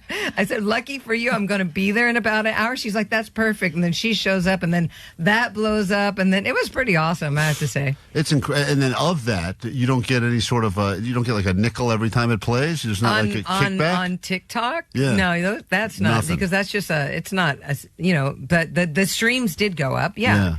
I'm just talking about in general, like, man, it's not the 90s, right. 90s and early 2000, we had radio and you were being paid on radio, like really well. You had MTV. There's a lot going on. Radio was like massive right. and massive, you mean? Is currently massive right now at this moment? The next big TikTok trend. Right. Sorry. Radio. And you know what? Listen, I believe in radio and I support it. I try to do as much as I possibly can because, I love that. I love this. Yeah. This is an interaction that you don't get, on the stream. So, I think it's going to eventually, and it actually is turning back this way. Everything comes old full circle. Is new again. Yeah. But does it ever bother you that somebody that maybe didn't know you because they're a younger person, didn't know you from your original hit in the 90s, only knows you through TikTok or like a He-Man meme? No. I mean... What about this meme, the He-Man one? I mean... So it's like, that's you from the He-Man meme. What's up? Yeah. And there's so many versions. There's so many versions. Yeah. I think, Fallon did a version on his show and called me and said, do you mind if I change the lyrics? I'm like, for you, no, go ahead. I mean, Dolly did a version and she changed the lyrics on that. I mean, I think that it's pretty awesome that I wrote a song that, 30 years later, and it'll be 30 years later from now, too. I know. Mm-hmm. It's just one of those songs that will always be relevant because there's always somebody somewhere doing bad things. Mm-hmm. Yeah. Questioning their life. It will be relevant decisions. forever. It is a There's timeless always message. Political people upheaval, yep. doing things that are not in favor of the American people. So this resurgence, did this bring up a conversation again with Four Non Blondes about doing a reunion and working on new music? Yeah, the funny thing about that is, so at my studio, every year I'm asked, will you reunite with Four Non Blondes? I'm like, no. Yeah. No. So I think it was at the top of 25, maybe the end of 24. I walked out in my lawn. At my studio, I have a lawn, and I was like, okay, I'm good with it. I'm good with Four Non Blondes now. It just hit you. It just hit me. Like, it was a random, weird thought, because after I put it out in the universe, because that's what I do. I put things out in the universe, and that shows up. And so... Maybe that hat's like a satellite or something. Yeah, it is. And so a week later, my manager calls me up, and he's like, I have a very interesting offer. And I knew it. Already I knew it was for Four Non Blondes. He's like, Bottle Rock reached out, and they would like Four Non Blondes to perform. And I was like laughing, and I said, I just put that out there in the world last week. So I went and put called the band separately, because, we don't talk. And I talked to them separately. We met in San Francisco at a rehearsal room. The deal was, if we vibe and it feels good, organic, let's do it. If not, no big deal. Call it, no big deal. So the band was already put together. We did Bottle Rock. We did a couple other festivals, and then that broke. That popped off on TikTok. So it was like... Oh, wow. So it was already happening. We were already happening, and then that popped out. And I was like, you can't wild. plan right. this. It's interesting, too, because, correct me if I'm wrong, but you were busking in the street. You were a street performer, and people were to hand you... Jeez, you just went way back somewhere else. Well, because that's where the band... No, because I'm saying that this is where the band... When you first connected He's with... got ADD. Just roll with it. When you first connected with Four Non Blondes, they found you... They brought you in, right, as a singer, because you were like performing in the, I mean, you were busking. You were getting change and dollars. I was like playing out on the streets. I played, but I was getting actually a lot of acknowledgement, because I opened up for Deborah Il, I opened up for X, Bob Mole, Sam Phillips. I started just acoustically and playing shows that were selling out, and then the band came to me, and they were called Snake Charmers, and then they were like, hey, our singer is leaving, or mind you, we're leaving the singer, and we think you're amazing. Would you like to join the band? And I was like, no, I'm good. I'm digging what I'm doing. And then they kind of bugged me and said, well, come, we're playing, next week at Paradise Lounge. And so I go down because, it's a scene. I love that club. And I'm like, oh, they're pretty good. And so I said, I tell you what, I'm going to do what I do still. So I'm going to keep all my songs over here.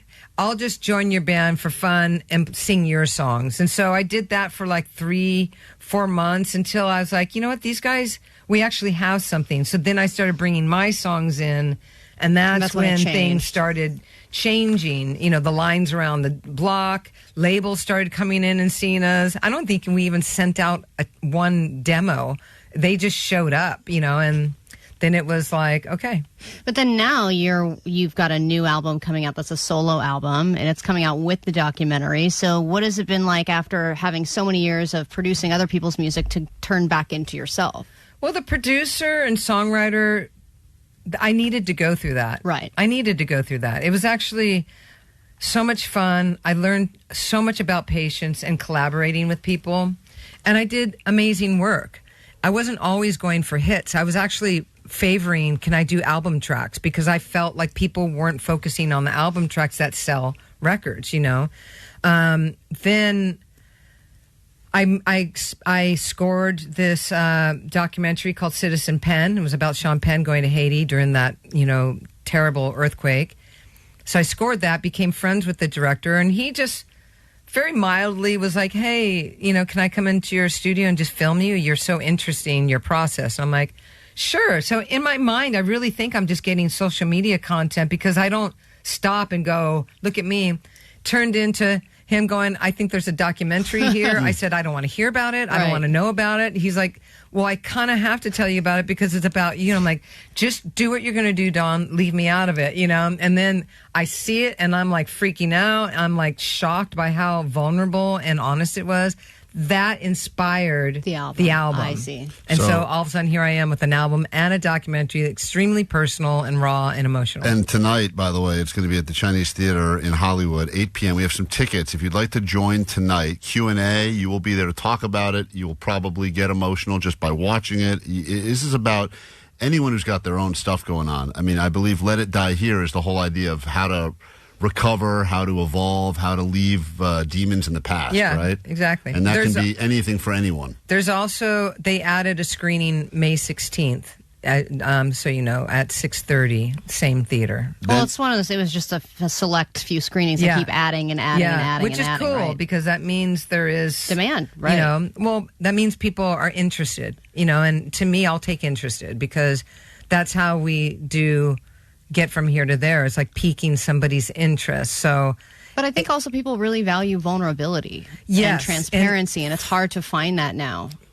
Allie, in this world right now, it's so, like, I did this show called the Soho Sessions in New York, and it was like everybody in there, it's all invite only. I mean, very prestigious people and all different types. And I was like, they were there for it because they all, you know, came to me and was like, you know, you're so vulnerable and it's so refreshing because people don't know what the truth is anymore. You know, we're lost in this. I don't know what's going on. Do you guys? I mean, it's hard to tell. No, we sit here every day and we go, what's going on in the world? We go, oh man, this is all confusing. And then I don't mean to jump to me. Hey, what's going on? Right, we're back to it. It's back to being relevant. I want to play Feathers in a Storm. This is off of the new album, and it's Linda Perry. It goes with the documentary, Let It Die Here. What do you want to tell us about this before we put it on camera for the first time? This song's just about change. It's about just accepting change, and we're all feathers in a storm trying to get out. All right, it's Feathers in a Storm on KROQ. More with the great Linda Perry after this, and your tickets to the documentary tonight. So take a listen, and then we continue with two epic questions.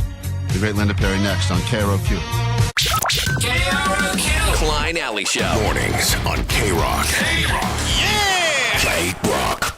Feathers in a Storm on K-Rock, off a new album and a documentary. And if you want to see a live performance at Amoeba tomorrow, 5 p.m., you will be there. It's first come, first served. So get there and get there early. Tonight is the Q&A at the Chinese Theater, and we have tickets to give you to that as well. A lot of people calling for those, and already people saying, great new song, love it. A little bit of a Fleetwood Mac vibe to it. Do you ever have a song that you've written for anyone else that you regret that you didn't keep for yourself? No, I don't jam that way. Like when I write a song for somebody, it's for them. Like I don't write songs and bank them. Like I have to be with the person or thinking about them or whatever, and then I write the song from scratch with them or for them, and that's their song. Well, also on the new album, you put out your own version of Beautiful, which was originally sung by Christina Aguilera. Why that song, and if you thought of doing any others, releasing your own versions of?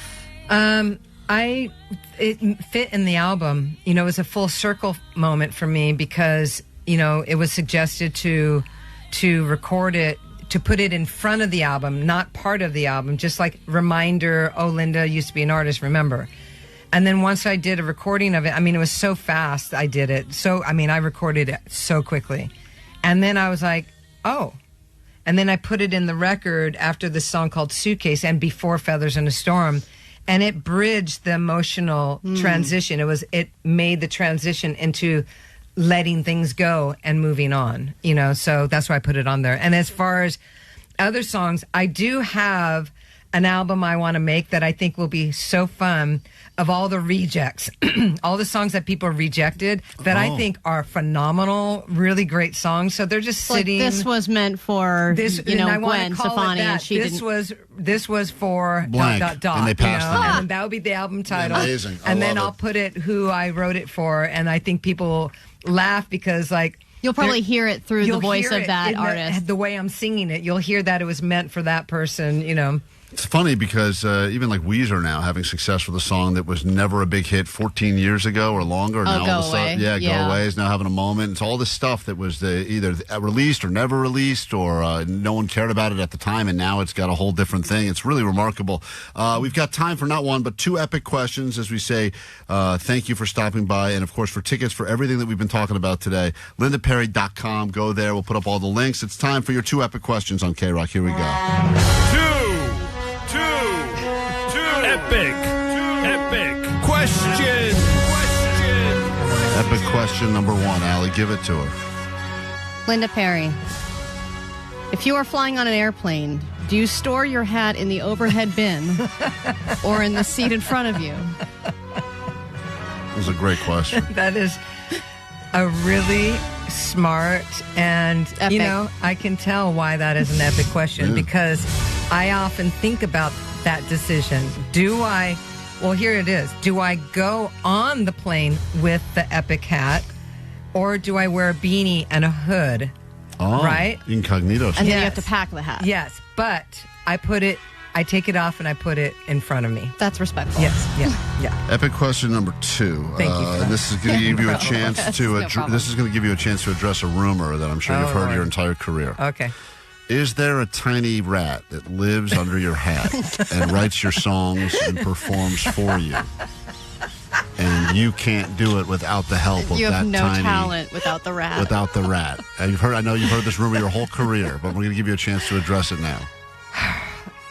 Okay. Take off the hat. Damn Okay. it. Show us what's going on under there. All right, I'm going to do it. It's scary. There it is. It's in there. I see it. There's nothing in there. Try to sing right now. Sing without the hat, damn Where's it. the mouse rope, beautiful? Wait, hold Are on. you tone deaf? Sing something. I'm going to show you Oh. what's in my hat. Oh, my God. Klein Alley Show sticker. Klein Alley Show Wow, sticker. that's what's in the hat. That's good, bro. That's good branding right there. What is going on now? And now she's got way more talent. She got rid of that sticker. All right, Linda, always good to see you. Let's do it again. Congratulations on the album, the documentary, and you can come here anytime. You know you're a friend of K-Rock and have been for a while, and I can't thank you enough. That unexpected performance at Acoustic this year was a highlight for so many people, other than Allie that went outside and smoked a cigarette and missed it. I have the rest of us... What? I know. Well, She missed I've it. since quit Okay. smoking, but I quit knew smoking. that it was going to happen, but I didn't know when, and I went outside to I'm smoke gonna a have to cigarette. come in here and play acoustically for you. Oh, Thank you, please, God. anytime. The great Linda Perry on KROQ. We love you. Thank you so Thank much. you. And we'll do it again. Back with your A.D.D. news and more next on K-Rock. Klein Alley Show. It's Klein Alley Show. 106.7 KROQ FM in HD Pasadena, Los Angeles, Orange County. The Sonic Pulse of Los Angeles. This is the world famous K-Rock. Oh, yeah. Good morning. Welcome to a brand new hour of K-Rock. We kick things off by getting you tickets to My Chemical Romance. Sold out shows, Hollywood Bowl in October, but you're as good as in if you are caller 20 right now at 800-520-1067 as we welcome you to a bonus hour of Klein Alley Show. Here we are together again for another 60 minutes. Let's make it count and get you into that show, and then we'll get you into the just announced a little special event happening with Smashing Pumpkins, a funeral that you'll be invited to if you agree to wear black, and we'll have your access to that coming up later this hour as well. I hope they have yummy finger sandwiches. It is a funeral. That's why a lot of people just put up with the whole speeches and the crying stuff just to get to the little finger sandwiches. They're so good. It's a great way to grieve. I told you I was at that funeral, and no one wanted to crack the seal on the food because everyone felt bad eating when you're supposed to be grieving. And I went over there as a hero, and I decided to start eating the food. And I will be the pig. You were grieving. Follow the pig nose. As soon as I grieved and did my grieve eating, other people started joining in, and no one wanted to be the first. One of the last funerals I went to, the guy who died was a chef, so everyone knew it was their duty to eat their faces in off. his honor. Mm-hmm. Yeah, it's a tribute right there. I was like, I have to stuff my face. I want people to leave my funeral and go, I don't really remember that guy being that interesting at all, but man, am I full. That's how. Would you just do pizza, or would you? I would do a mix of everything. What the hell do I care? If there's any money there, it's not my debt anymore. Just put it on. Make sure there's pine wine so we can get nice drunk. Yeah, that's going to be buried with me. Won't go. Buried with me, right. Let's say good morning. The last cans of pine wine will be buried. And congratulations to from Simi Valley. Good morning. Hi, you're on K-Rock. Who is this? This is Pearl from Simi Valley. Oh, my pearls. Pearl. Welcome to K-Rock, and you are the 20th caller at this exact moment, which means you're heading to the Hollywood Bowl. Oh, my gosh. Oh, my gosh. I'm so excited. Let me ask you a question. We were talking about names earlier. Pearl is like one of those old people names, but I guess it's making a comeback, huh? It is. Yeah, it's usually people way younger than me who have that name. So so it's gone full circle now. The Pearl. Oh, so we got a lot of Pearl babies right now? A lot of Pearl babies. Hang tight and enjoy yourself. My Chem at the Hollywood Bowl, and welcome to the month of May. Chemical Romance here at K-Rock. You're as good as in. Come back after this one from Tame Impala. It's the remix that everyone demands. Get into the A.D.D. news. And then everything else we have in store for you this hour that includes Johnny Doesn't Know and much, much more coming up on the world-famous KROQ. Klein Alley Show. KROQ. It's Allie. She's here to give you the news. Here we go. Grab your Adderall. It's time for ADD News. Well, we have our host for the 2027 Oscars, and it is exactly the person that you think it is, because it's the same person that hosted last year and the year before that. It's Conan O'Brien. And I know that the Oscars are full of people who know and appreciate original art, and they're there to judge it. But they seem to have no originality when it comes to the one casting decision that they have to make all year. And I like Conan O'Brien just fine. I think he does a great job, but it's hard to get excited when you know it's going to be the same vibe as last year and the year before. And I wish they would take a total left turn and have a complete unknown, just random homeless guy off the street host the Oscars. Then fantastic. You're like, what am I going to see? What is there to expect? This live television. What could possibly happen? Anything. They want to play it safe, and Conan is a safe play. He is, because... And don't get me wrong, I'm a big fan of Conan. Yeah. And recently when I'm so bummed out when I went to that comedy show at the Bowl last week, I missed Conan, but Conan went up there as the Whiter Stripes with Jimmy Kimmel, very white stripes, and John or whatever, and I missed Conan. I was all bummed out about that because that guy does know how to perform. But you're right. The award shows find someone that doesn't suck, and they go, let's just stick with this person. Yes, and it's like, don't you want to... You can come back to that person after a few years. Yeah, but maybe have a Rolodex of like 10 that you just go through. But remember when they tried it out with Joe Coy, and he kind of was a total bomb? Remember, that wasn't the Oscars. Again. But they're like, oh, well, these guys are comedians, and they have fan bases. Let's let them host an award show. And some people are just not cut out for that sort of gig. Yeah, I know, but I think a lot of people talked about that because it was so bad. It's got a lot of talk about, a lot of tune out, a lot of talk about. And then he did interviews about how he sucked afterwards, and everyone watched that. I think people realize that is a different skill set altogether. So you think anyone that knows how to talk in front of people can do the hosting, but that's why there are some of the greats that have done it. That's why Kimmel's always good when he does it. Conan, I think, is always passable when he does it as well. Late night host is the perfect blend, right? Because they know how to be funny on their own. They're good writers. They have good presentation. They can work with a live audience, but they also have a certain slickness to them. And Joe Coy didn't really have that. He was just kind of doing stand-up.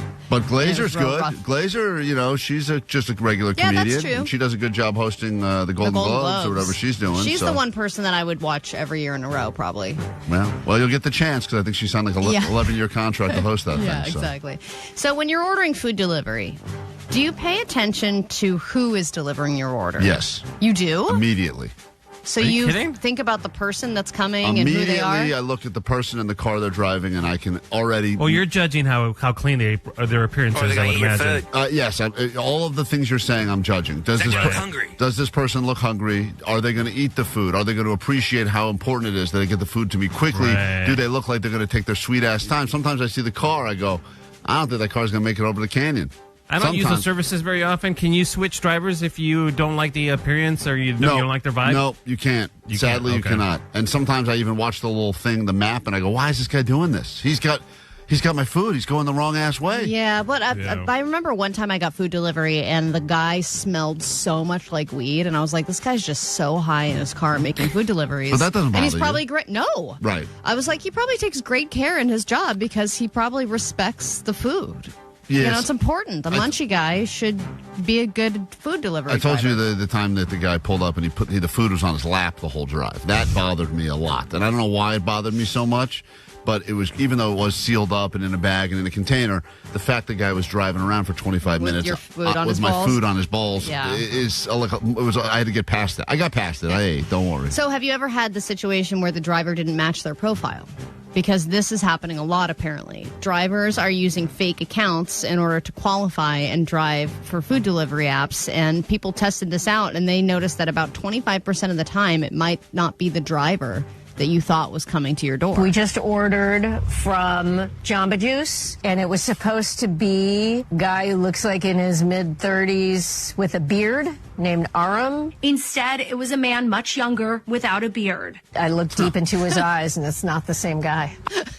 I looked deep into his eyes? You trying to make out? Well, yeah, I mean... He's like, do you want your smoothie or not, you weirdo? I understand the reason, because you want to assume these people have been through some sort of a vetting process. Yes. You'd like to believe that, but let's be honest.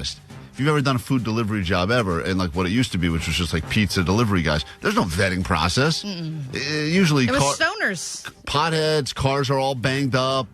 They'd get to you and they got to you, and you'd just be happy you got food brought to you. Our last order of the day came from Juice Crafters, and once again, the driver who pulled up was not the person in the driver profile. It was supposed to be a woman. Right here, here's a picture. She has blonde, long hair, and the person who brought us this smoothie was actually a young man. DoorDash said account sharing is a clear violation of our policies, and we have zero tolerance for it. So what's crazy is that people are buying fake accounts online. Right. So if they don't pass a background check or they don't have a license or there's some reason why they wouldn't qualify as a driver, you can pay a few $100s and bypass all of that. They'll give you a fake driver profile and a fake account that works fine, and then you can DoorDash, and the other apps can't really keep up with it.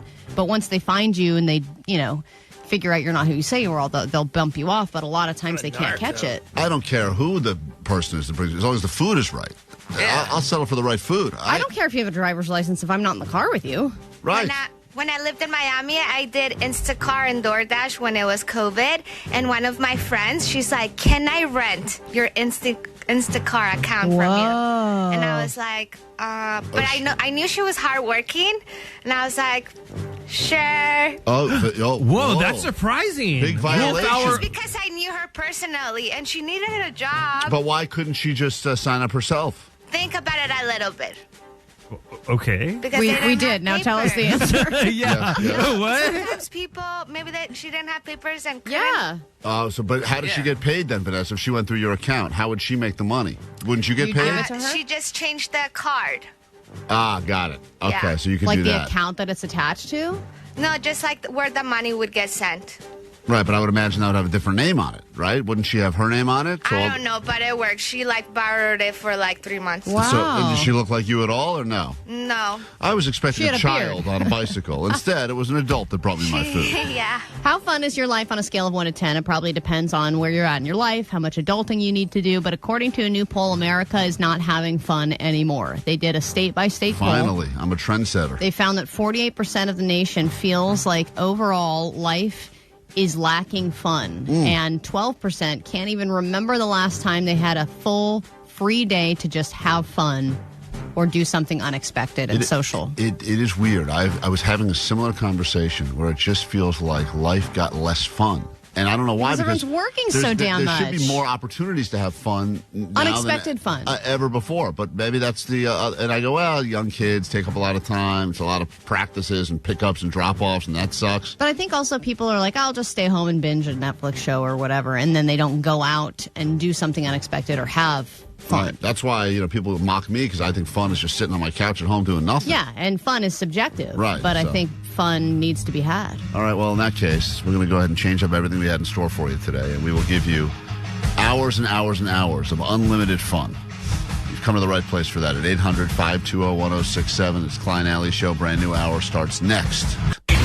K-Rock. It's almost the end of the school year, the end of spring, and the start of K-Rock May Chemical Romance. Hey, what's going on? This is Gerard. Listen every hour from 9 to 6 for your chance to win sold-out tickets to My Chemical Romance at the Hollywood Bowl. My Chemical Romance and K-Rock. Yeah!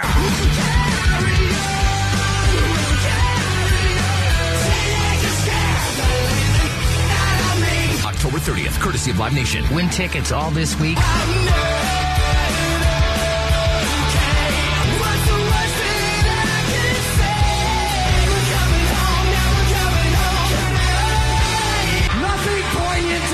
Just holy K-Rock May Chemical Romance. Keep listening for your chance to win. The world famous K-Rock. K-Rock.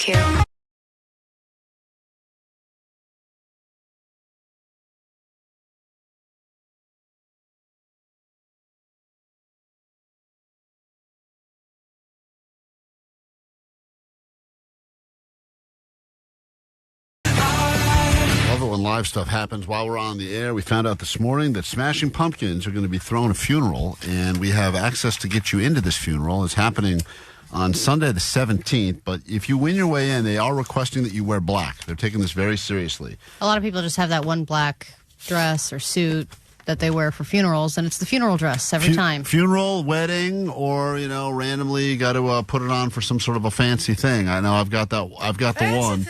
Barely. You got a fancy thing. I got my one. Celebrate or Here cry. we go, suit. We're doing this again. Doing it again. Let's go, baby. In memoriam of Zero from the year 1995 to 2026. Here Lies Emptiness, a celebration of the life of Zero with Smashing Pumpkins. It is an exclusive experiential event with the band, and it's happening on Sunday, May 17th. If you win your way in, you must wear black. They're saying black attire requested, which is their nice way of saying you better wear black. Show up in black or don't show up at all. It's time for you to win your way in with a little round of Johnny Doesn't Know Funerals. Here we go. Johnny doesn't know. And I was like, okay. Oh, Johnny doesn't know. I didn't know Vegas was like in Nevada for like a while. Johnny doesn't know. Johnny doesn't know. Gelato sounds like Jello. Johnny doesn't know. It like goes wiggles. All right, Johnny. We got a funeral question for you. It's a lightning round edition, although maybe we give a few people the opportunity to qualify for this. This is a cool ticket, and we just announced it this morning, and we were about to go into a Smashing Pumpkins song. How fitting. It's almost like we planned this. And let's say hi to Haley. This will be the first question for Johnny, talking about funerals. Haley, if you get it right, you just have to predict yes or no. Allie will write your name down and pick one of these people and give them the tickets. Johnny, your first question in this round of Johnny Doesn't Know. What is the container called that would usually hold the ashes of a deceased? What is that container called? Will Johnny know this, Haley? I'm going to say I have a lot of faith in Johnny. I know he can get this, so I'm going to say yes. Johnny, what is that container called that will sometimes or often hold the ashes of a loved one? Please, Johnny, please. I don't. She they says put you him in will. something. Well, yeah, they're not just gonna. Yeah, leave I you thought like around. I know you got I this. knew like as soon as like they cremate the body, like don't they just like throw them in like the ocean?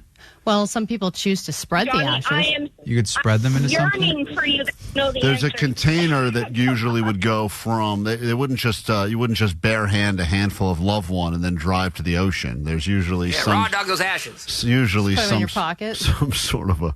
I mean, I guess maybe you don't need. I mean, I guess I did. But I think when you get a body cremated, they send it to you in this. Yeah, but you got to pay. I don't think it's. They send it to you. You can pull a Big Lebowski. Do they right? They They put in like Need a guess. She says you will know. That's what she said. A container that holds the ashes of a loved one. Like a shoebox? They put it in a shoebox or something? Oh, yeah. That is a container. It is a container. Haley, you said you had faith in Johnny. I really do. I'm literally about to cry. Like, in second grade, I wore a Smashing Pumpkins t-shirt to my photos. Like, oh my God, I'm going to cry. To my picture day. I'm sorry. Please get this, Johnny, please.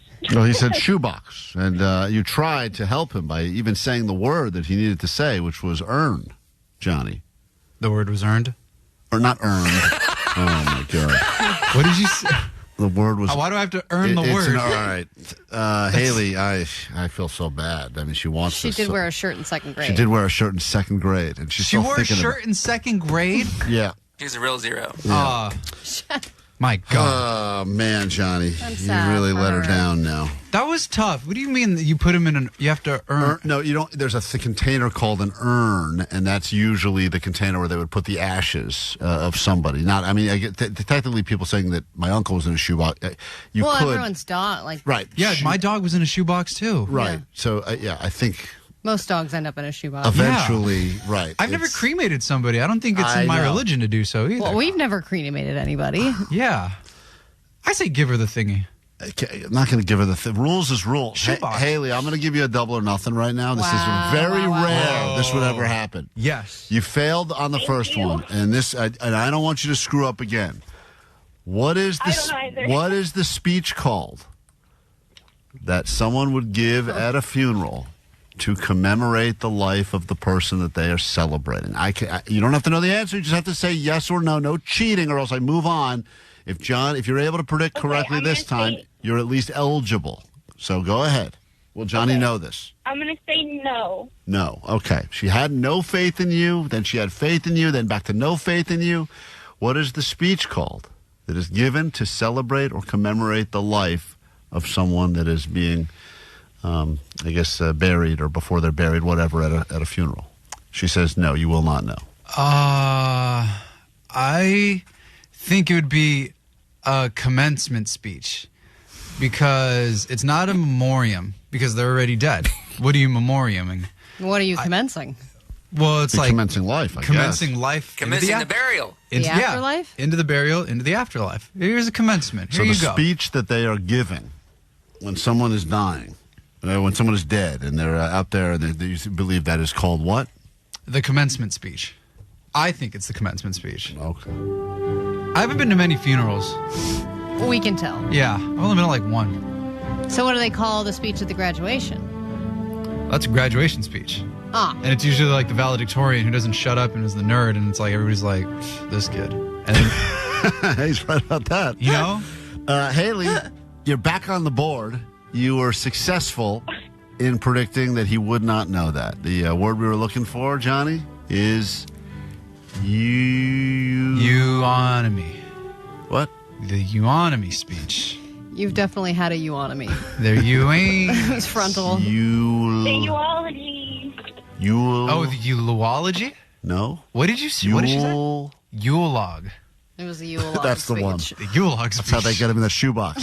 Get that body in that Yule log, burn him up, put him in the shoebox. Eulogy, Johnny. Oh, eulogy. What's a eulogy? That's the speech they give. Haley. And graduation is a commencement speech. Oh, Right. so I was right, technically. You're right that exists. It does but not exist. for funerals. Wow. Man, Okay. man. Once again, access to the In Memoriam Zero. We're going to give one more person a chance. Now, Haley got on the board. We gave her double or nothing, which is rare.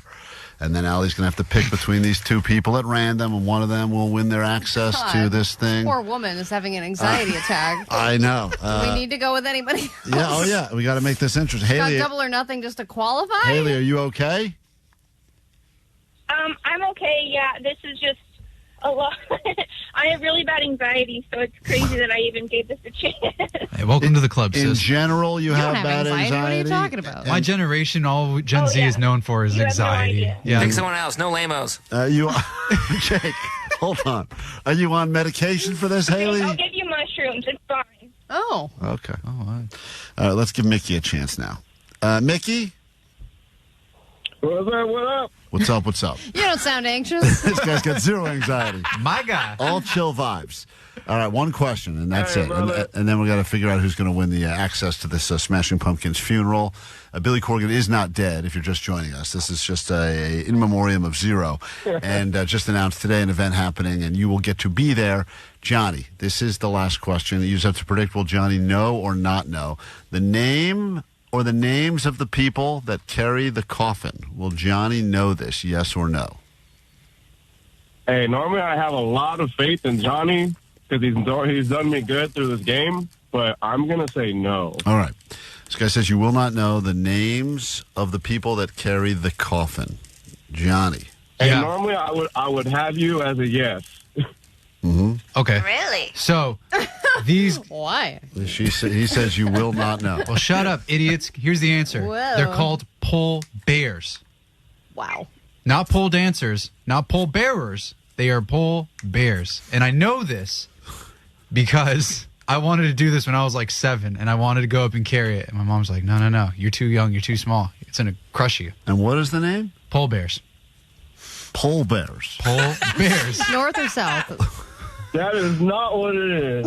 Yeah, thank you. Are you talking about the? You're shocked. You talking about the bears in the Coca-Cola commercials? No, the pole bearers. The guys that go and carry the casket. And sometimes they do it on their shoulders. Spell what you're saying. Pole bears. POLEBEARS. Okay. Pole Apostrophe. bears. Apostrophe S. Goddamn. So just one pole bear. Pole bearers. Pole bearers. Is that what you're looking for? More than one? There's usually 4 on each side, depending how big the person was that died. Mike. As big as a bear? As big as a bear. That's why they call him that. This guy's big as a bear. We need more Just of got those. a couple of pole bears. You need in some more here. pole bears. That is wrong. You were close, Johnny, but that is not right. I said pole bearers. Pole bears, pole bears. What are they called? Pole vaulters? There you go. What is it? All right. They're polar bears. The polar bears. That's right. Yeah, What is the correct answer? It's pole bearers. We're never going to tell you. Where's my phone? All right, Allie. Yeah. I got Haley Okay, and I got so I wrote both of the names All right. down. Haley. I know you have a lot of anxiety right now. Okay. I'm going to throw up. Okay, great. Is that because of Johnny's stupidity or because of the anxiety? Which one is it? I love Johnny always, so anxiety, I guess. All right. Thank you, Haley. Mickey, do you even care about going to this or not really? No, I mean, I do. I mean, I would love to take my wife to it, but, I mean, I'm not going to throw up right now. All right. Well, listen, 50-50 chance here, Allie. It's going to go to one of these two people. One name's in one pocket, one name's in the person other. says she's been waiting her whole life for an opportunity like this. It's a very limited edition, exclusive event happening with the Smashing Pumpkins on Sunday. You'll be there at a funeral. Allie is pulling out a name. The name Allie is pulling out of her pocket. Wow. I can't believe it. Hey, all right. Hey, Mickey. Yeah. She did not pull your name. I assume so. I really did fair and square. Fair and pull. square. Yeah, Haley, it's okay. Haley. I mean, That's okay. Hey, I got it right the first All time. right, that's All okay. right, Well, fine. thank It's not you. going to affect my day at all. Hey, Haley, Hi. you're going to be at this Smashing Pumpkins event on Sunday. Oh my God, thank you so much. I'm sorry. I don't mean to freak out, but oh my God, thank you. All right. Well, she's going to cry properly, like at a funeral. Yeah, let me hear you freak out properly. People like this stuff. No. And I'm really happy. Thank you. You sound happy. Perfect for a funeral. Yeah, Yeah. that's the sound of happiness. Yeah. Are you going to try to squeeze into your shirt from second grade and wear it on Sunday, or do you have something else black to wear? No, I'm too fat now. It would have been a funeral for that shirt. I'll tell you what. I'll wear my dress I wore to my grandpa's funeral. Oh, that's nice. Lovely. What a tribute. And Yeah, Johnny it's wants to pretty know, when you said you're fat now, how many pole bears would you need to lift you? I didn't ask that. I would say at least like 5. Okay, great. Congratulations. This got weird. Here's your Smashing Pumpkins on K-Rock. I'm glad we could make this happen for you. Seriously, enjoy it. It'll be a Thank experience you'll never forget at the funeral.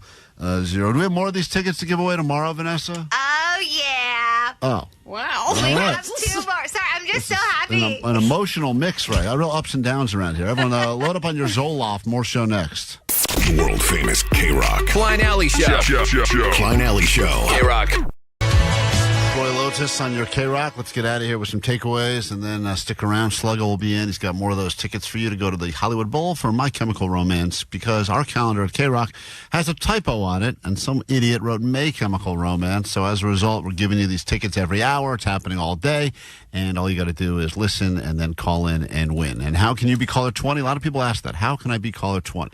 It's very easy. Just don't be any of the other callers. Just be caller 20, and you can win your way in. It's right there in the rules. Takeaways from today's show, and then we will officially get the hell out of here. We've got a bonus podcast to get to. It's called Klein Alley Showtime. It's like the regular show, but with way more profanity and way more nudity. Oh, yeah. Available wherever you get your podcasts. You can download and listen, and we'll continue to riff. And I think I'll probably get into... You're going to get into some personal stuff for you. Yeah, this is pretty personal. Pretty personal, which will be not for you average half-assed listeners, but those that really download and listen, you're going to want to hear this. The graphic details. Very vulgar. Of your life change. All right, that'll be coming up today on the Showtime Pod. 213, my takeaway is Linda Perry's hat is pimping Klein and Alley show. Someone asked if the reason I didn't wear a hat today is because I was afraid that she would say she liked it and then I would give it to her. And she's just wearing her upside-down LA hat and everything. So the answer is I thought I had a hat in my car and I didn't, like an idiot, so now I'm hatless. I like it. And this is a haircut that was given to me by a blind man. Whenever I tell think it looks good. People will say to me, like they haven't seen me, they go, "What'd you do?" Oh my God. Like that's their first reaction. Like, "What'd you do?" I go, "A blind man cut my hair." And they go, "Oh, you know what? Actually, it's all about," they go, "That's pretty good actually for a blind man." Right. I go, "You're right. For a blind haircut, this is actually pretty good." Right, exactly. Don't you feel good about it? I feel good that a blind man did it. Yeah. I think it looks totally fine. 562, my takeaway is Allie chose Thanks, the butt. Allie. It looks totally fine. It's fine. That's like, no one has been able to give one actual compliment about this haircut. It's exactly what you're saying. I gave you a compliment, R&B producer. That's right. Vanessa said I look like Is that a compliment? an R&B producer. I think so. You look like Timbaland or something? And by the way, she said only if I had a chain. And someone said they believe I could pass for a light-skinned black man. Really? Yeah. Somebody else said Do the voice, Klein. retired boxer. Oh, yeah, boxer wrestler. Losing boxer. Someone said a boxer that just lost a fight is what I look like. Got punched on the nose a lot. Thank you. They turned it up for some reason. There's a lot of uppercuts. 951. Put the ashes of a deceased loved one in a shoebox, or you can just raw dog those ashes. 208, my takeaway is Blaze on Johnny. 818, nobody ever let nostrils in their sack circle. And 562, my takeaway is they put a wand inside and said, bibbidi bobbidi boop, you're pregnant. Yeah, well, Allie's not pregnant. There's the magic trick. Made that baby disappear. Poof. But the bill didn't disappear. No, it didn't. Takeaway from today's show, Johnny, what do you got for us? Move over, Vanessa. Buc-ee's got gas. Buc-ee's got gas. You know it. That is true. It's a gas station. Even the CEO called to let us know that today, but Jake still won't admit it. I got gas. That's right. You sure Buc-ee's. do. You sure do, Vanessa. Any other takeaway you have? Me? Yeah, you. Oh, all the best b-ball players are in West Hollywood. Yeah. That gay flip of the wrist right there. That's how you get a basket. That's right. Well said. Allie, takeaway? My takeaway is when life gives you lemons, don't name your baby after them. That's good advice. Jake, you have a takeaway? Yeah, Miss Blippy is a sleeper agent. Yeah. Yeah, watch out. Her name's not Miss Blippy. She got a It's Miss different Rachel name. or Blippy. Now Blippy has a sidekick lady. They brought her in. Oh, yes. forget her- Gabby or something? no. Forget her name. And now they have multiple Blippies. That's the other messed up thing. It's all just is sleeper there's like agents, man. 6 different Blippies. Yeah, this is all part of Russia's big plan. What's your Blippies. what's your takeaway, Omar? No, I'm too fat. No. That's a beautiful. Thank you. What a beautiful. That's our. That one was happy, believe it or not. All right. We'll do it tomorrow and try to do it better. If you need us in the meantime, you can find us on the GOAT line, 844-956-GOAT, or check out the bonus pod, which is dropping in moments. Goodbye. Klein and Alley, it's just okay. Do-do-do. Klein and Alley, it's just okay. Oh. Klein and Alley, it's just okay. Just okay. Do-do-do.